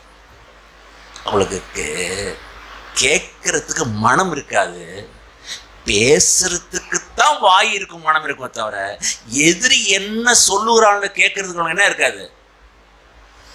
நான் யாரையும் குற்றப்படுத்தலை, சகோதரிமாருடைய குணலட்சணம் அப்படி இருக்கு. நீங்கள் மனம் திரும்பி இந்த இடத்த விட்டு போவீங்கன்னா உங்களுக்கு ஆசீர்வாதத்தின் மேல் ஆசீர்வாதம் குமியும். நான் நிறைய பேரை பார்த்துருக்கிறேன், கொஞ்சம் பொறுமையாக இருங்க மாட்டாங்க, அமர்ந்திருக்க மாட்டாங்க, கொஞ்சம் வாய்ப்புத்தி இருக்க மாட்டாங்க. புயல் அடிக்கிறது மாதிரி அடிச்சுட்டு இருக்கோடைய ஆவி, புயல் அடிச்சுட்டு இருக்கோம், விதையை போட முடியாது. புயல் அடிச்சுட்டு இருக்கிற நாத்தாங்களில் விதையை போட முடியுமா? ஆண்டவர் நம்முடைய இருதயத்தில் விதையை போடணும்னு விரும்புகிறாங்க. ஆனால் ஆவியில் புயல் அடிச்சுட்டே இருக்குது, போட முடியாது, விதை போடவே முடியாது. ஞானமுடைய ஸ்திரீ கேட்பா, ஞானமுடைய சகோதரி சொல்லுங்க அடியேன் கேட்குறேன் சொல்லலாம். தேவன் பயன்படுத்தின மனுஷெல்லாம் யார் தெரியுமா? இந்த உலகத்தில் தேவன் சொன்னதை கேட்ட ஸ்திரீகள், தேவன் சொன்னது கேட்ட மனுஷன் எவனோ அவன்தான் இந்த பூமியில் தேவனால் ஆசீர்வதிக்கப்பட்டவர்களும் மற்றவர்கள் ஆசீர்வதிப்பதற்கு ஒரு வார்த்தையை வச்சிருப்பவர்களும் அவங்க தான். ஆண்டவர் நிறைய இடத்துல சொல்லுவார், காது உள்ளவன். என்னடா எத்தனையோ பேர் உட்கார்ந்துருக்குறாங்க, 1000 500 2000 3000, காது இல்லையா? காது இங்கே, ஆள் இங்கே இருக்கு, வேற ஏதோ ஒன்று கேட்டுட்டு இருக்கிறாங்க. இன்னைக்கு 2000 வருஷத்துக்கு முன்னாடி அந்த பிரச்சனை தான், இன்னைக்கு அந்த பிரச்சனை தான். ஆண்டவர் சொல்லுவாங்க, காது உள்ளவன் கேட்க கடவன். கொஞ்சம் பேர் தான் உண்டு, மரியாதை போல கொஞ்சம் பேர் தான் உண்டு. அவர் பாதத்தில் அமர்ந்திருந்து ஆண்டவரே என்ன சொல்லுகிறீர் என்று கேட்குறவங்க யாருன்னா விரலை விட்டு எண்ணுகிறதான். விரலை விட்டு எண்ணுகிறோம். நீங்களும் நானும் விரலை விட்டு எண்ணுகிற ஒருத்தியாய் ஒருவனாக இருக்கும் நான் விரும்புகிறேன். ஆண்டவரே என்ன சொல்லுகிறீர்? லூக்கா சுவிசேஷத்தின் புத்தகம் 10ஆம் அதிகாரத்தில் வாசிக்கிறோம். இவ்வளோ எடுபடாத நல்ல பங்கை தெரிந்து கொண்டால், எடுபடாத நல்ல பங்கு இந்த உலகத்தில் என்ன தெரியுமா? இயேசு என்ன சொல்றாங்கங்கிறத கேட்கறது தாங்க நல்ல பங்கு. அதை கேட்டு அப்படியே செய்கிறது. ஆண்டவர் நிறைய இடங்களில் சொல்லுவார். நான் 1-2 உங்களுக்கு நான் சொல்ல விரும்புகிறேன். மத்திய சுவிசேஷம் புஸ்தகம், மத்திய சுவிசேஷம் 13ஆவது அதிகாரம் 23ஆவது வசனம், 13ஆவது அதிகாரம் 9ஆவது வசனம் நான் வாசிக்கிறேன். இங்கே ஆண்டவர் ஜனங்கள்லாம் நிறைய பேர் உட்கார்ந்துருக்கிறாங்க. அங்கே 13ஆம் அதிகாரத்தில் 12ஆவது வசனத்தில் திரளான ஜனங்க அவர்கிட்ட கூடி வந்திருக்கிறாங்க. அவங்கள்ட்ட ஆண்டவர் பேசுகிறாங்க. இங்கே விதைக்கிற ஒம்மானத்துக்குலாம் பேசுகிறாங்க. பேசிட்டு அவங்க சொல்கிறாங்க, கேட்கிறதுக்கு காது உள்ளவன் கேட்கட்டும், மற்றவங்க போகட்டும். யாரெல்லாம் இருதயத்தில் தாழ்வு உள்ளவங்களோ, யாரெல்லாம் தேவை உடையவங்களோ, அவங்க கேட்கறதுக்கு தீவிரமாக இருப்பாங்க. வேதம் அதான் சொல்லுது, கேட்கறதுக்கு நீ தீவிரமாயும், பேசுவதற்கு தாமதமாயும், கோபிப்பதற்கு பொறுமையாகும். யாக்கோப்புல இருக்க அந்த வசனம். கேட்கறதுக்கு தீவிரமா இருங்க, பேசுவதற்கு எடுத்தீங்க அந்த வசனத்தை சொல்லுங்க. யாக்கோப்புல தான் இருக்கு நான் நினைக்கிறேன். கேட்கறதுக்கு நீங்க எப்படி இருங்க? தீவிரமா இருங்க. யாக்கோப்பா யாக்கோப்பு 2ஆவது அதிகாரம் எடுங்க. யாக்கோப்பு 1ஆவது அதிகாரம் 19ஆவது வசனமா?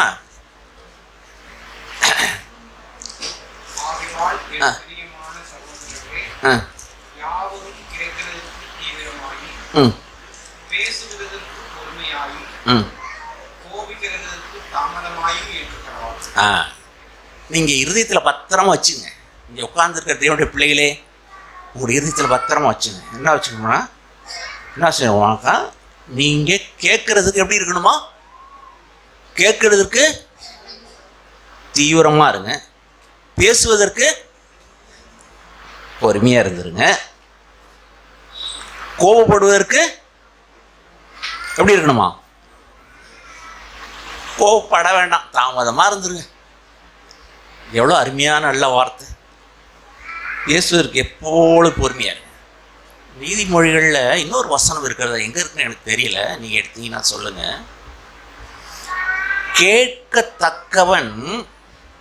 கேட்கத்தக்கவன் பேசுவதற்கு அவனுக்கு தகுதியானவன் என்ற அர்த்தத்தில் அந்த வசனம் இருக்கும்.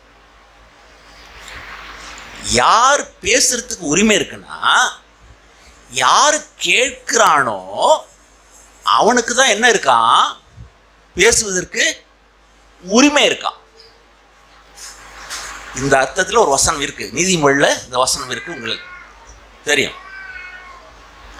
இன்னொரு வசனம் இருக்குது, ஏற்ற சமயத்தில் சொல்லுற சொல்லு இருக்குல்ல, அது வெள்ளி தட்டிலே பொற்பழத்தை வைப்பதற்கு சமம். நீங்க ஒருத்தருக்கு வெள்ளித்தட்டை கொடுத்து அந்த வெள்ளித்தட்டில் ஒரு 1/2 கிலோ தங்க உருண்டையை வைத்து அவருக்கு நீங்க பரிசா கொடுப்பது போல. எப்பேற்பட்ட வார்த்தை தேவனுடைய வார்த்தை! பேசுவதற்கு பொறுமையா. அருமையான தேவனுடைய பிள்ளைகளே, இப்படிதான் தேவனுடைய குமாரன் இந்த பூமி நாட்கள்ல எத்தனையோ பேர் என்னென்னமோ சொன்னாலும் பிதா என்ன சொன்னாங்கங்கிறத கேட்கறதுக்கு அவங்க தீவிரமா இருந்தாங்க.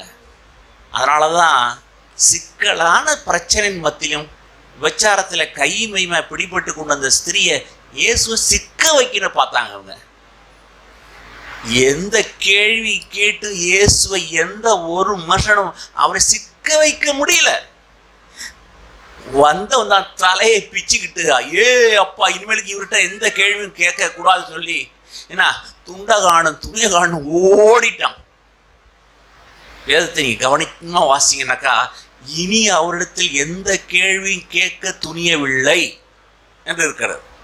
இப்படி பல கேள்வியை கேட்டு இயேசுவை சிக்க வைக்கணும்னு மனுஷன் விரும்பினா அவர் பிதா என்ன சொல்றாங்கிறத கவனிச்சுட்டே இருந்தாங்க. அதனால் எந்த மனுஷன் இயேசுவை சிக்க வைக்காமல் அவன் வாய் பொத்தி கொண்டு ஓடிவிட்டான். அருமையான தேவனுடைய பிள்ளைகளே, நமக்கு எப்பொழுதும் கேட்கிற செவி, ஒரு இருதயம். ஆண்டவரே என்ன சொல்றீங்க, என்ன சொல்றீங்க, உடைய தாசர்கள் மூலியமா எனக்கு என்ன சொல்றீங்க? இன்னைக்கு டெய்லி டிவோஷனல் தேவனுடைய வார்த்தை இருக்கிறது, இன்று அவருடைய சத்தம் தேவனுடைய வார்த்தை இருக்கிறது.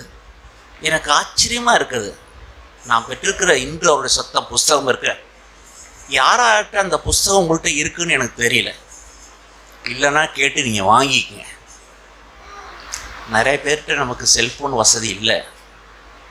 ஆண்ட்ராய்டு ஃபோன், பெரிய ஃபோன் யார்ட்டையும் நிறைய பேர்கிட்ட இங்கே இருக்கிறவங்கள்ட்ட வசதி இல்லை, எனக்கு தெரியும். ஆனால் படிக்க தெரிஞ்சவங்க இன்று அவருடைய சத்தம் புஸ்தகம் இருக்குது. நமக்கு ஆண்டோடைய வார்த்தை ஏனாமா, ஆண்டோடைய வார்த்தை நம்முடைய கதவை தட்டி உள்ளார வருது, நமக்கு வருது. கேளுங்க, தேவன் நமக்கு தருகிறார். ஏன்னா தேவனுடைய வாயிலிருந்து வருகிற ஒவ்வொரு வார்த்தையினாலும் மனுஷன் என்ன செய்வானா? நீங்க பிழைக்கணுமா? தேவனுடைய வார்த்தையை கேளுங்க, தேவனுடைய வார்த்தையை கேளுங்க. முதல்ல அவங்களுக்கு பசி இருக்கணும், ஒரு உணர்வு இருக்கணும். கேட்டது போல அவங்களுக்கு பசி மறந்துருச்சு, உணர்வு இல்லை. உணர்வே இல்லாதவனுக்கு என்னத்தான் பாலை ஊத்துனாலும் தொண்டைக்கு கீழே போகாது. ஆனால் உணர்வு உடையவன், பசி உடையவனுக்கு என்ன கொடுத்தாலும் அதை வாங்கிக்குவான். நீங்களும் நானும், ஆண்டவரே எனக்கு உணர்வை தாரும், உங்களுடைய வார்த்தை எனக்கு கேட்கட்டும். இந்த உணர்வு எது வரைக்கும், இந்த பூமியை விட்டு போகிற நாள் வரைக்கும் ஆண்டவரே நீ சொல்லும். நிறைய தேவ மனுஷர்கள் இருக்கிறாங்க. அதை 1-2 மட்டும் நான் உங்களுக்கு விளக்கி சொல்ல விரும்புகிறேன். தேவன் சொன்னதை கவனித்து கேட்ட மனுஷன். உதாரணமாய் சாமுவேல் தீர்க்கதரிசி, அதாவது 1 சாமுவேலின் புஸ்தகத்தை நான் திருப்பிக் கொள்ள விரும்புகிறேன். 1 சாமுவேலின் புஸ்தகம்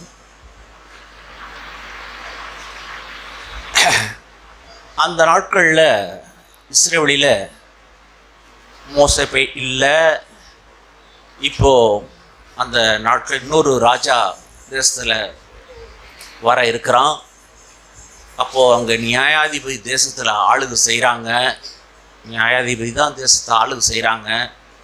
கர்த்தருடைய வசனத்துக்கு பஞ்சமான நாட்கள், கர்த்தருடைய வசனம் பஞ்சமான நாட்கள், கர்த்தருடைய வசனம் இல்லை. அங்கேருந்து ஆசாரியன் ஒருத்தன் இருந்தான். அவன் நல்லா சாப்பிட்டான், நல்லா கொழுத்து போனான். தன்னுடைய பிள்ளைகள் மேலே அவனுக்கு, கர்த்தரை விட பிள்ளைங்க மேலே தான் அவனுக்கு நம்பிக்கை இருந்தது. கர்த்தர் மேலே அவனுக்கு விசுவாசம் இல்லை.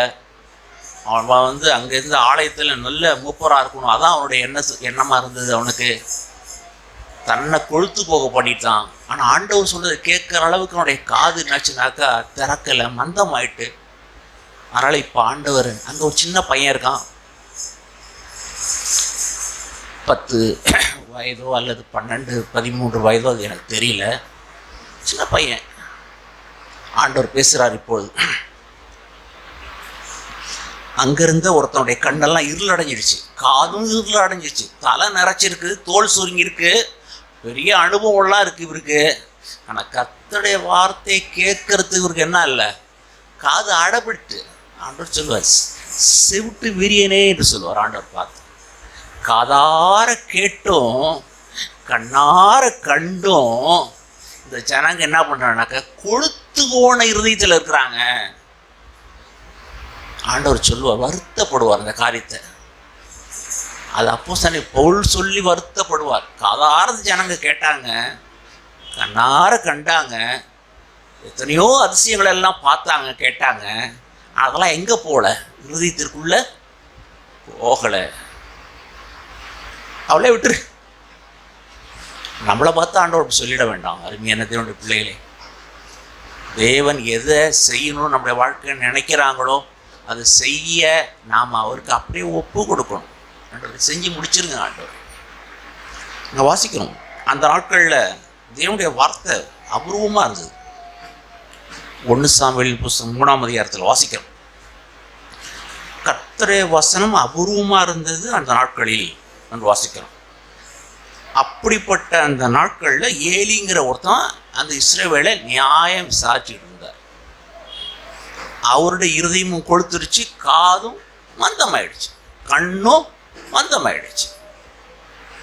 இப்போ என்ன நடக்குதுன்னு சொன்னாக்கா, அங்கே சாமுவேல்ன்ற சின்ன பையன் இருக்கிறான். இப்போ தேவன் கூப்பிடுறார். 4ஆம் வசனம், அப்பொழுது கர்த்தர் சாமுவேலை கூப்பிட்டார். அதற்கு அவன், இதோ இருக்கிறேன் என்று சொன்னான். அது ராத்திரி 1 மணியோ 1:30 மணியோ தெரியலை. ராத்திரி 1 மணிக்கோ 1:30 மணிக்கோ, தம்பி தங்கச்சி அம்மாவுக்கு ஒரு மாதிரியாக இருக்குது, கொஞ்சோடு வெந்நீர் வச்சு கொடுமா. தம்பி யாரோ ஃபோன் வந்திருக்கு, உடம்பு சரியில்லை, எழுந்திரிக்க முடியுமா? தூக்க கலகம்தான், டயர்டாக இருக்கலாம். ராத்திரி 1 மணியோ 1:30 மணியோ இந்த சிறு பையன், 12 வயசு பையன், அவன் எழுந்திருச்சு ஆண்டோட வார்த்தை கேட்குற உணர்வு இருந்தது. அவன் நான் எப்போதும் ராத்திரியில் வந்து யாராவது ஒருத்தர் உதவியை தேடுறாங்கன்னா சீக்கிரம் எழுந்துச்சணும். நம்ம எப்பொழுதும் என்னுடைய ஃபோன் ஆன்லேயே வச்சுருப்பேன். எப்போதும் ராத்திரி 1 மணிக்கு ஏதோ ஒரு ஃபோன் வரும், பிரதர் இன்னாருடைய நிலைமை இப்படி இருக்குது, கொஞ்சம் ஜெபம் பண்ணுங்க. ராத்திரி 1 மணியில் ஃபோன் வந்துருச்சு, அதுக்காக தான் ஃபோன் வந்துட்டு தூக்கம் வராமல் போயிடும். போனால் போகட்டும், நான் கவனமாக அந்த செல்லை ஆஃப் பண்ண மாட்டேன். என்னுடைய செல்லை நைட்டு எத்தனை மணி ஆனாலும் ஒருபோதும் ஆஃப் பண்ணி வைக்கிற வழக்கம் எனக்கு கிடையாது. சொல்லுவாங்க, ஆஃப் பண்ணி வச்சுருக்கலேன், உங்களுக்கு கொஞ்சம் சரியாக வராதுன்னு சொல்லுவாங்க. சரியாக வராது தான், ஆனால் தொலைவில் இருக்கிறவங்க எவ்வளவு தேவை உடையவங்களாக இருப்பாங்கங்கிறத நான் உணர்ந்து என்னுடைய செல்ஃபோனை ஒரு நாள் கூட நான் சுவிட்ச் ஆஃப் பண்ணதே கிடையாது. ஆஃப் பண்ணவே மாட்டேன். ஒருவேளை அது சிக்னல் இல்லாமலையோ அல்லது சார்ஜர் இல்லாமையோ வேணா இருக்கலாம். ஆனால் யார் கூப்பிட்டாலும் கேட்பதற்கு நாம் எப்பொழுதுமே விழிப்புள்ளவர்களாக இருக்கணும். இதே பாரி கர்த்தர் சாமுவேலை கூப்பிட்டார். சின்ன பையன் அவன் உடனே எழுந்திருச்சான். அவன் முரண்டு சில சாமியை பார்த்தா உண்மையாயிலும் தூங்குறவங்களை எழுப்பிடலாம், ஆனால் தூங்குறது மாதிரி நடிக்கிறவங்களை எழுப்ப முடியும்னா உங்களுக்கு தெரியும். தூங்குறவங்களை எழுப்பிடலாம், தூங்குற மாதிரி நடிக்கிறவங்கள எழுப்ப முடியாது. அவங்க பிறண்டு உருண்டு அப்போ தான் குரட்டை உருந்துக்கிட்டு இருக்கும். ஏன்னா நடிப்பில் ஒரு குரட்டை. தேவன் அவங்கள்ட்ட பேச மாட்டார், அவங்கள விட்டுருவார். அப்படி விட்டுருவார். இந்த சாமுவேலோ அப்படி அல்ல. அவர் கூப்பிடுறார், வாசிக்கிறோம், கூப்பிட்டார். அடுத்த வார்த்தை, இதோ இருக்கிறேன். அருமையான தேவனுடைய பிள்ளைகளே, இந்த ஆவியுடையவளாக இருந்தால் தேவன் எப்பொழுதும் நம்மகிட்ட பேசுவாங்க. இன்னாருக்கு ஜெபம் பண்ணு. ராத்திரி 1 மணிக்கு ஆண்டவர் உணர்த்துவாங்க. யாரோ ஒருத்தருக்கு இப்போ ஜெபம் பண்ணு, இப்போ 20 சொல்லி ராத்திரி 1 மணிக்கு சொல்லுவார். இப்போ ராத்திரி 1 மணிக்கு எழுப்புறார், இது அடியன்னு சொல்கிறார். ஓடனோடனே இவன் அந்த ஏலிங்கிறவனுக்கு வேலைக்காரனாக இருக்கிறார். எப்பொழுதும் வேலைக்காரங்க எஜமான் சொல்கிறத கேட்டுக்கிட்டே இருப்பாங்க. எஜமான் சொல்லுவதை கேட்பதற்கு எப்பொழுதுமே ஆயத்தமுடாக இருப்பாங்க வேலைக்காரங்க. நீங்களும் நானும் இந்த பூமியில் வேலைக்காரியாக இருந்தால் என்னுடைய பரலோக எஜமான் என்ன சொல்கிறீங்கிறத கேட்பதற்கு நம்ம ஆயத்தமாக இருக்கணும். சில நேரத்தில் எஜமான் வாயால் பேசாமல் இப்படி வான்னு சொன்னார்னா இவன் புரிஞ்சுக்குவான். சில நேரத்தில் சில எஜமான்கள் கண் ஜாடையை காமிச்சு மூஞ்ச பார்த்த வேலைக்காரன் விளங்கிக்குவான். சில மினிஸ்டர்கள் நடந்து போகும்போது சில கையை அசைக்க மாட்டாங்க. ஆனால் பக்கத்தில் இருக்கிற அந்த காவலர்கள் கையை அப்படி அசைச்சார்னா என்ன நோக்கத்துக்காக இவர் அசைக்கிறாருன்னு நான் விளங்கிக்குவானோ. கையை தூக்குனாருன்னா ஏன் நான் விளங்கிக்குவானோ. எஜமான்களுடைய அசைவை அறிந்து கொள்ளுவாங்க வேலைக்காரர்கள். நீங்களும் நானும் வேலைக்காரராய் பணிந்த ஆவியும் நொறுங்குண்ட இருதயமுடையவனாய் இருந்தாங்கன்னா விளங்கிக்குவாங்க. எப்போ பிள்ளைங்க என்ன விளங்கிக்குவாங்க, என்னப்பா இன்னைக்கு மூஞ்சி சரியில்லை உங்களுக்கு, ஏன் என்ன போல இருந்தீங்க, ஏன் அப்படி இருந்தீங்க நீங்க, இல்லைப்பா நல்லா இல்லை இன்னைக்கு சரியில்லை உங்களுக்கு. பிள்ளைங்க கண்டுபிடிச்சிடறாங்க நம்மளை. சின்ன பிள்ளைகளா இருக்கும் போது 5 வயசு பையன் கண்டுபிடிச்சிடும் நம்மளை, தெரியுமா, நம்மளுடைய வண்டவாளத்தை. என்னம்மா ஒரு மாதிரியா இருக்கீங்க, என்ன சிடுசிடுன்னு பேசுறீங்க, என்ன சரியா இல்லை உங்களுக்கு, உங்க பிள்ளைங்களை கேட்டிருப்பாங்க. ஏன்னா பிள்ளைங்க விளங்கியிருப்பாங்க, நம்முடைய வண்டவாளத்தை எல்லாம் பிள்ளைங்க விளங்கியிருப்பாங்க. ஆகையினால் இந்த பூமியின் நாட்கள் எல்லாம் வேலைக்காரர்கள் எஜமானுடைய அசைவை காண்பதற்கு அவள் எப்பொழுதும் ஆயத்தமாக இருப்பாங்க. நான் வேலைக்காரனுடைய ஆவியுடனாக இருந்தேன்னா, எஜமா என்ன சொல்கிறீங்க, அவங்க ஒரு உணர்வை கொடுப்பாங்க நமக்கு. இப்போ மௌனமாக இருந்துரு. இப்போ என் செட்டைகளுக்கு கீழே வந்து நீப்பா அடைக்கலாம் போகு. இது இப்போ உக்கிரத்தின் காலம், இப்போ மேலே கொட்டை பறந்துக்கிட்டு இருக்கு. இப்போ வெளியில் தலை நீட்டிடாத, நீட்டிட்டினா உன்னை கழுகு வந்து உன்னை என்ன பண்ணிடும், உன்னை கொண்டு போயிடும். இது பொல்லாத காலம், வாயை திறந்துடாத, நீ உன்னை மறைச்சிக்கோ, என் செட்டைகளுக்கு கீழே நீ இப்போ அடங்கிரு சொல்லி அவங்க சொல்லுவாங்க. அருமையான தேவனுடைய பிள்ளைகளே, நான் எப்பொழுதுமே பரலோக எஜமானுடைய அசைவை இந்த பூமியிலே காணுகளாக இருந்தேன்னா என்னையும் பாதுகாத்து கொள்வேன், அவருக்கு மகிமை செலுத்துவேன், நான் மற்றவர்களையும் ஆசீர்வதிப்பேன். இந்த சாமுவேல் என்ன சொல்லுகிறீர் என்று கேட்பதற்கு ஆயத்தமுள்ளவனாக இருக்கான். அவன் சொல்லிட்டான், ஏலிகிட்ட வந்த உடனே, ஏன் எஜமானே என்னை கூப்பிட்டீங்க, இல்லைப்பா நான் கூப்பிடலப்பா, நீ போய் படுத்துக்கப்பா போப்பான்னு சொன்னான். திரும்பவும் போய் படுத்துக்கிட்டான். திரும்பவும் போய் அவன் படுத்துட்டான். 6ஆம் வசனம், மறுபடியும் கர்த்தர் சாமுவேலை என்ன செய்தார், கூப்பிட்டார். சில நேரத்தில் ஆண்டவர் திரும்ப திரும்ப ஒரு வார்த்தையை நம்ம சொல்லிகிட்டே இருப்பாங்க. திரும்ப நமக்கு ஒரு வார்த்தையை, உன் கண்ணு சரியில்லை, உன் நாக்கு சரியில்லை, உன் நாக்கு இன்னும் அடங்கலை, உன் ஆவி உன் இருதயத்தில் கோபம் கொப்பளிச்சுக்கிட்டு இருக்குது, இன்னார நீ இன்னும் மன்னிக்க முடியல, நீ இன்னும் கவலைப்படுற, அனாத மாதிரி நீ இன்னும் கவலைப்பட்டுக்கிட்டு இருக்கிற, எல்லார மாதிரி மண்டையை பிச்சுட்டு பீத்திட்டு கிடக்குற, நீ அனாதையா நீ. ஆண்டவர் அநேக சமயங்களில் பேசுவாங்க.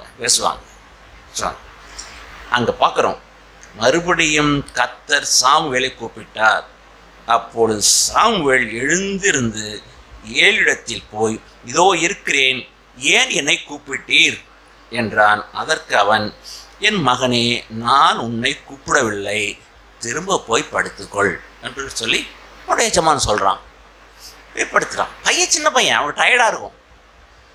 சின்ன பையன் 2 மணிக்கோ 1 மணிக்கெல்லாம் எழுந்திரிச்சதெல்லாம் நான் பார்த்ததே இல்லை. ஆனால் யாரெல்லாம் உணர்வு உடையவங்களாக இருக்கிறாங்களோ அவங்களுக்கு தேவன் ஒரு வரங்களை வச்சுருக்கிறாங்க, ஒரு ஊழியத்தை வச்சுருக்கிறாங்க, ஒரு பெரிய பொறுப்பை வச்சுருக்கிறாங்க. தூக்கத்தை வெறுக்கிறவன், எவன்லாம் தூக்கத்தை வெறுக்கிறானோ தேவன் அவனுக்கு ஒரு ஊழியத்தை வச்சிருக்கிறார். நான் சொல்வதை உங்களுடைய இருதயத்தில் எழுதி கொள்ளுங்கள். தன்னை யாரெல்லாம் வெறுக்கிறானோ தேவன் எனக்கு அபிஷேகம் வச்சிருக்கிறார். ஏசாயாவில் வாசித்தோம், அவன் மேல் தங்கி இருந்ததுன்னு வாசிக்கணும். அன்னையோட வாழ்க்கையில் வந்து போகிறதா தான் இருக்குது, வந்து போகிறதா இருக்குது. பேழையில் காக்காவை விட்டா போவும் வரும், போவும் வரும். சில பேருடைய வாழ்க்கையில் போகிறதும் வரும் தான் இருக்கிறார் ஆவியானவர். சில பேருடைய வாழ்க்கையில் தங்கி இருக்கிறார். இயேசுவின் மேல் அவர் தங்கி இருந்தார். விரலை விட்டு எண்ணு பரிசுத்தமானுடைய வாழ்க்கையில் தங்கியிருந்தார். நான் ஆசையாக இருக்கேன், ஆண்டவரே இந்த பூமியின் நாட்கள் உண்மை நீங்கள் என்னை விட்டு கடந்து போயிடாதீங்க, என் மேலே எப்பொழுதும் தங்கிருங்க. அவமானத்தை சகிக்கிறேன், நிந்தையை சகிக்கிறேன், தவறாய் புரிந்து கொள்ளு, எது வேணாலும் என் வாழ்க்கையில் இருக்கட்டும், ஆனால் நீங்கள் என் வாழ்க்கையில் வந்து போகிறவராக இருக்கக்கூடாது, தங்கி இருக்கணும் ஆண்டவரே. அப்படி தங்கி இருக்கும்போது அவர் உணர்வை கொடுப்பார், ஞானத்தை கொடுப்பார், கர்த்தருக்கு பயப்படுற பயத்தை கொடுப்பார், அறிவை கொடுப்பார். சகல ஞானத்தின் தேவன் அருள்வாங்க. இங்கே வாசிக்கிறோம், அவன் எழுந்தது ஏலிடத்தில் வந்தான். மறுபடியும் ஏலி சொல்ல, இல்லைப்பா நான் கூப்பிடுறேன் சார். இப்போ 3ஆம் தரம் மறுபடியும் 8ஆம் வசனம், கர்த்தர் தான் கூப்பிடுவார்னு யாருக்கு தெரியலன்னா இந்த சாமுவேலுக்கு தெரியல. இப்போ 3ஆம் தடவும் கூப்பிடுறார். 8ஆம் வசனம், கர்த்தர் மறுபடியும் 3ஆம் விசை சாமுவேலே என்று கூப்பிட்டார். அவன் எழுந்திருந்து ஏலியிடத்தில் போய், இதோ இருக்கிறேன், என்னை ஏன் கூப்பிட்டீர் என்றான். அப்பொழுது கர்த்தர் பிள்ளையாண்டனை கூப்பிடுகிறார் என்று சொல்லி ஏலி விளங்கிட்டார். ஓ, என்கிட்ட ஏதோ ஒன்று சொல்லணும்னு விரும்புகிறாரு, என் இருதயம் கொளுத்துட்டு, என் காது கொளுத்துட்டு, ஆனால் அவர் என்கிட்ட பேசுகிற அளவுக்கு என் இருதயம் இல்லை, பிள்ளைகிட்ட பேசுகிறார். எப்பெல்லாம் சிறு குழந்தை போல இருக்கிறோமோ, எப்பெல்லாம் தாழ்முடலாக இருக்கிறோமோ, அவரிடத்தில் ஆண்டவர் திரும்ப திரும்ப பேசுவார். கபடுகாரர்கிட்ட தேவன் திரும்ப திரும்ப பேச மாட்டார்.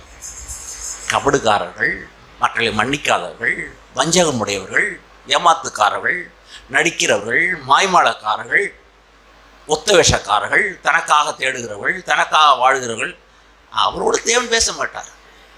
சிறு குழந்தை இடத்தில் தேவன் எப்பொழுதும் பேசுவார்.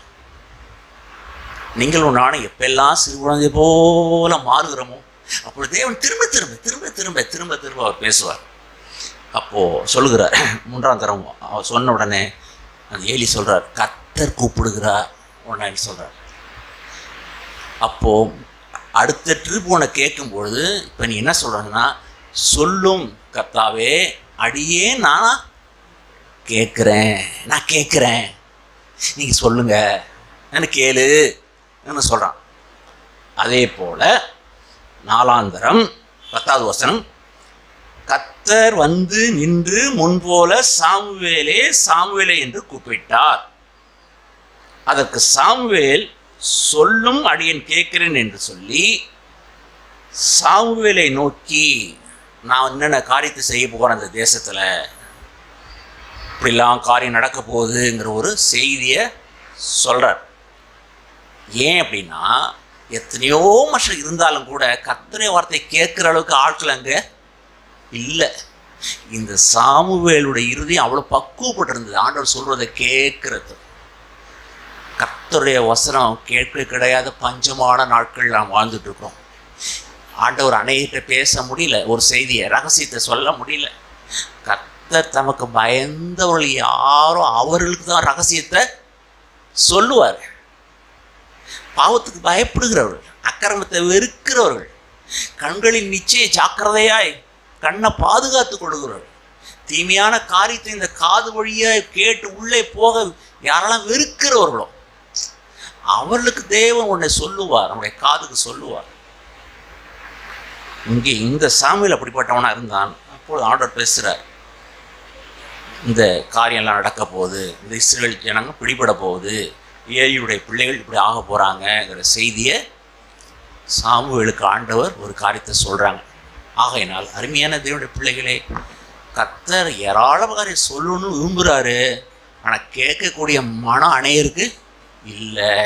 நீங்களும் நானும், ஆண்டவரே நீங்கள் சொல்லுங்கள் ஆண்டவரே, நான் கேட்குறேன் ஆண்டவரே. ஏன்னா இந்த பூமி நாட்களில் வெளியேறப்பட்டது ஒன்றே ஒன்று எதுன்னா, இந்த பூமியில் எடுபடாத நல்ல பங்கு எதுன்னா, லூக்கா சுவிசேஷத்தின் புஸ்தகம் 10ஆம் அதிகாரம் 42வது வசனம் சொல்லுகிறது போல, எடுபடாத நல்ல பங்கு கர்த்தருடைய வார்த்தையில் தான் இருக்குது. பாக்கியெல்லாம் எடுபட்டு போயிடும். நான் பார்க்குற இந்த உலகம், நான் பார்க்குற மாட மாளிகை, பார்க்குற வீடு வசதி, இந்த பூமியில் எல்லாம் போயிடும். கர்த்தருடைய வார்த்தை கேட்டு அதன்படி செய்கிறவள் யாரோ அவள் பிழைத்திருப்பார்கள், அவள் நிலைத்திருப்பார்கள். அருமையான தேவனுடைய பிள்ளைகளே, நாம் எப்போதும் கவனிக்கிறவராய், ஆண்டவரே எனக்கு உணர்வுள்ள இறுதி தாரும், செவிட்டு விரியனை போல நான் இருந்துட வேண்டாம். சில செவிட்டு விரியனை பார்த்துருப்பீங்க நீங்கள், புடையான் பாம்பு பாதிலே கிடக்கும், அடித்தாலும் மொந்து அடியை வாங்கிக்கும், எத்தனை தர கை தட்டினாலும் அது என்ன ஓடவும் ஓடாது. ஏன்னா அதுக்கு என்ன இல்லை, காது கேட்காது. நீங்கள் நான் அப்படி இருக்க வேண்டாம். அப்படின்னா போதும், ஆண்டவர் சொல்கிறத கேட்கணும், செவி நமக்கு இருக்கட்டும்.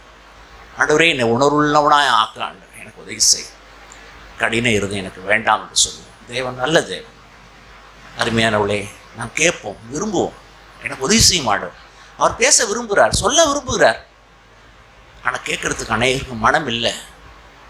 அவன் நீதிமொழிகள் புத்தகத்தில் வாசித்தா, நற்சந்திகளிலும் 4 சந்திகளில் நின்று நான் கூப்பிடுறேன், முற்சந்தியிலிருந்து நான் பேசுகிறேன், சொல்கிறேன். ஆனால் அநேகருக்கு என்ன இல்லை, கேட்க மனம் இல்லை. ஆனால் என் வார்த்தையை கேட்டு நடக்கிறவன் எவனோ அவன் விக்கனம் என்று வாசம் பண்ணி அவன் ஆபத்துக்கு பயப்பட மாட்டான் இருக்கு. ஆக வர ஒரு நாட்களில் எப்பொழுதுமே நம்முடைய ஆண்டவர் முன்கூட்டி எச்சரிக்கிறவர். திடீர்லாம் நமக்கு ஒரு காரியத்தை நடத்த மாட்டார். முன்கூட்டியே 6 மாதத்துக்கு முன்னாடியே, 1 வருஷத்துக்கு முன்னாடியே, இல்லை 5 வருஷத்துக்கு முன்னாடியே ஒரு தரிசனத்தின் மூலமாகவோ, இல்லை சொப்பனத்தின் மூலமாகவோ, அல்லது தெய்வத்தினுடைய தாசர்கள் மூலமாகவோ, அல்ல கூட்டங்களில் மூலமாகவோ, எது மூலியமாக நமக்கு ஒரு சொல்லி எச்சரிக்கிறவர். பரிசுத்த ஆவியானவருக்கு ஒரு பேர் ஒன்று உண்டு. அது என்ன பேருன்னா, அவர் வரும் காரியங்களை நமக்கு என்ன செய்கிறவராம், முன்கூட்டியே அறிவிக்கிறவர், முன்கூட்டியே எச்சரிக்கிறவர். அறிவிக்கிறவர் தான் பரிசுத்த ஆவியார். என் மேலே அவர் தங்கியிருக்கிறவர், எச்சரிக்கிறவர். ஆகையினால் வருகிற நாட்களில் உணர்வுடையவளாக இருந்து, ஆண்டவரே நீ சொல்லும், நான் கேட்கட்டும் ஆண்டவரே. நான் சொன்னேன், இவன் கேட்கலன்ட்டு போயிட வேண்டாம். ஒரு பையன்கிட்ட சொன்னேன், சில காரியங்களை சொன்னேன், போயிட்டான். மறுபடியும் சில காரியங்களை சொன்னேன், பிரதர் இந்த காரியத்தை முன்னாடியே என்கிட்ட சொல்லியிருக்கக்கூடாதா? சொன்னேன்ப்பா, இலை மறைவாய் காய் மறைவா உனக்கு சொன்னேன், எல்லாத்தையும் நான் உனக்கு சொல்லலை. இலை மறைவா காய் மறைவா இந்த பிரச்சனை இருக்குன்னு சொன்னாங்க, குண்டு இருக்குது, குழி இருக்குது, ஆழம் இருக்குது அங்கே சொன்னேன். ஆனால் நீ என்ன பண்ண, கேட்கல. என்ன செய்ய? சரி பரவாயில்ல, இப்போ நீ ஆதங்கப்பட வேண்டாம். தேவனுடைய கிருபை உனக்கு இப்போ இருக்குது, தேவனுடைய கிருபை இருக்க, இப்போ உன்னை தூக்கி எடுக்கிறதுக்கு இருக்கு. அவர் இறக்கமாக இருக்காரு, ஆனால் கிருபை இருக்கு உன்னை தூக்கிறது. ஆகையினால் அவருடைய கிருபை மாறாததாக இருக்கிறது, உதவி செய்தார். நல்ல தேவன். ஆனால் வருகிற நாட்களில் கேட்குற காது இருக்கட்டும், வருகிற நாட்கள் ஆண்டவரே நான் கிரகிக்கட்டும், கேட்டு இந்த வார்த்தை எனக்குள்ளே போகட்டும். எத்தனையோ பேருக்கு எத்தனையோ தடவை சொன்னாலும் கேட்கறதுக்கு மனம் இல்லை. கடைசியாக நான் அதை சொல்லிட்டு முடிக்கிறேன். அப்போஸ்தலர் நிருபத்தில் தான் நான் நினைக்கிறேன், எடுத்தீங்கன்னா எனக்கு கொஞ்சம் சொல்லுங்கள். அப்போஸ்தலர் புஸ்தகத்தில் பவுல் அவர் பிரசங்கம் பண்ணி முடிப்பார், அந்த ஜனங்க கேட்க மாட்டாங்க. அந்த சொல்லி இந்த வார்த்தை ஏசாயா சொன்னதை நினைப்பூட்டி சொல்லுவார்.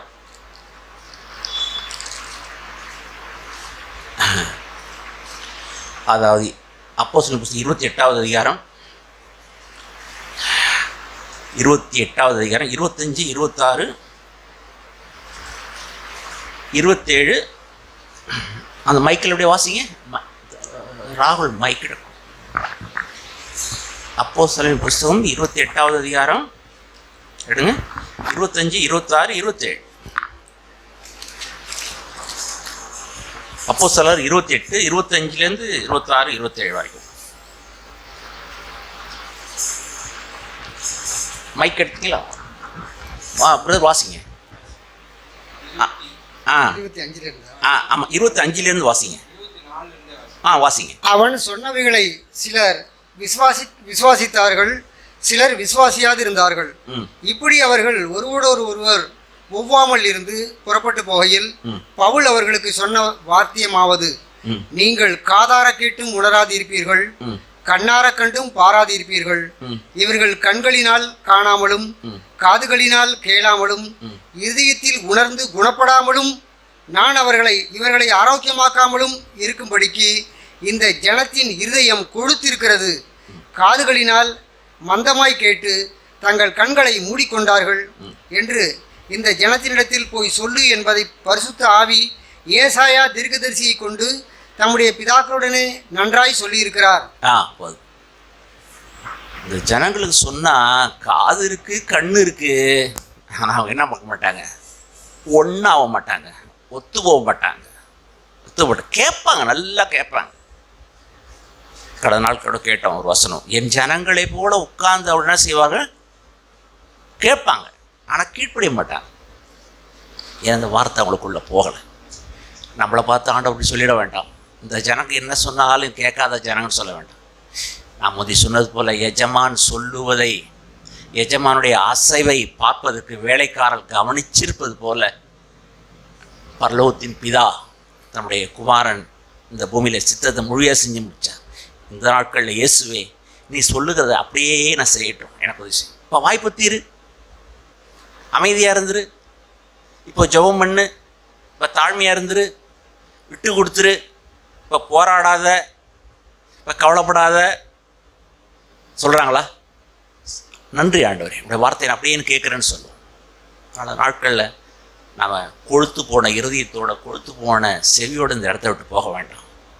செவியை திறந்தார், செவியை திறந்தார், கவனிக்கும்படிக்கு செவியை திறந்தார். செவி அடப்பட வேண்டாம் ஆண்டவரே, எனக்கு உதவி செய்யும்னு சொல்லுவோம். நம்ம எல்லாரும் எழுந்திருப்போம்.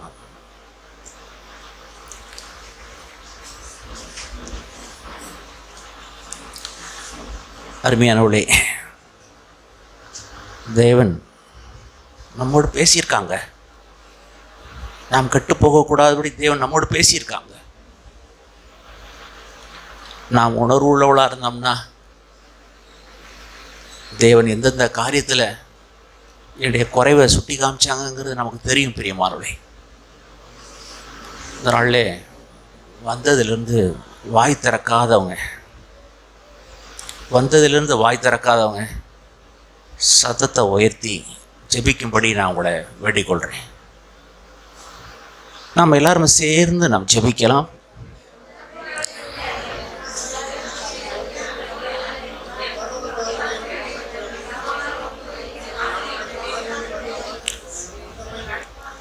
தகப்பனே, எப்பொழுதும் கவனிக்கிற செவியை எனக்கும் எங்களுக்கும் தாங்க.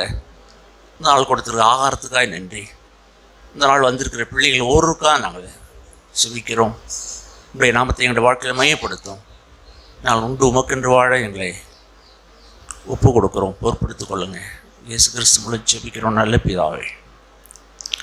ஆமென், ஆமென், ஆமென். ஸ்தோத்திரம், ஆமென்.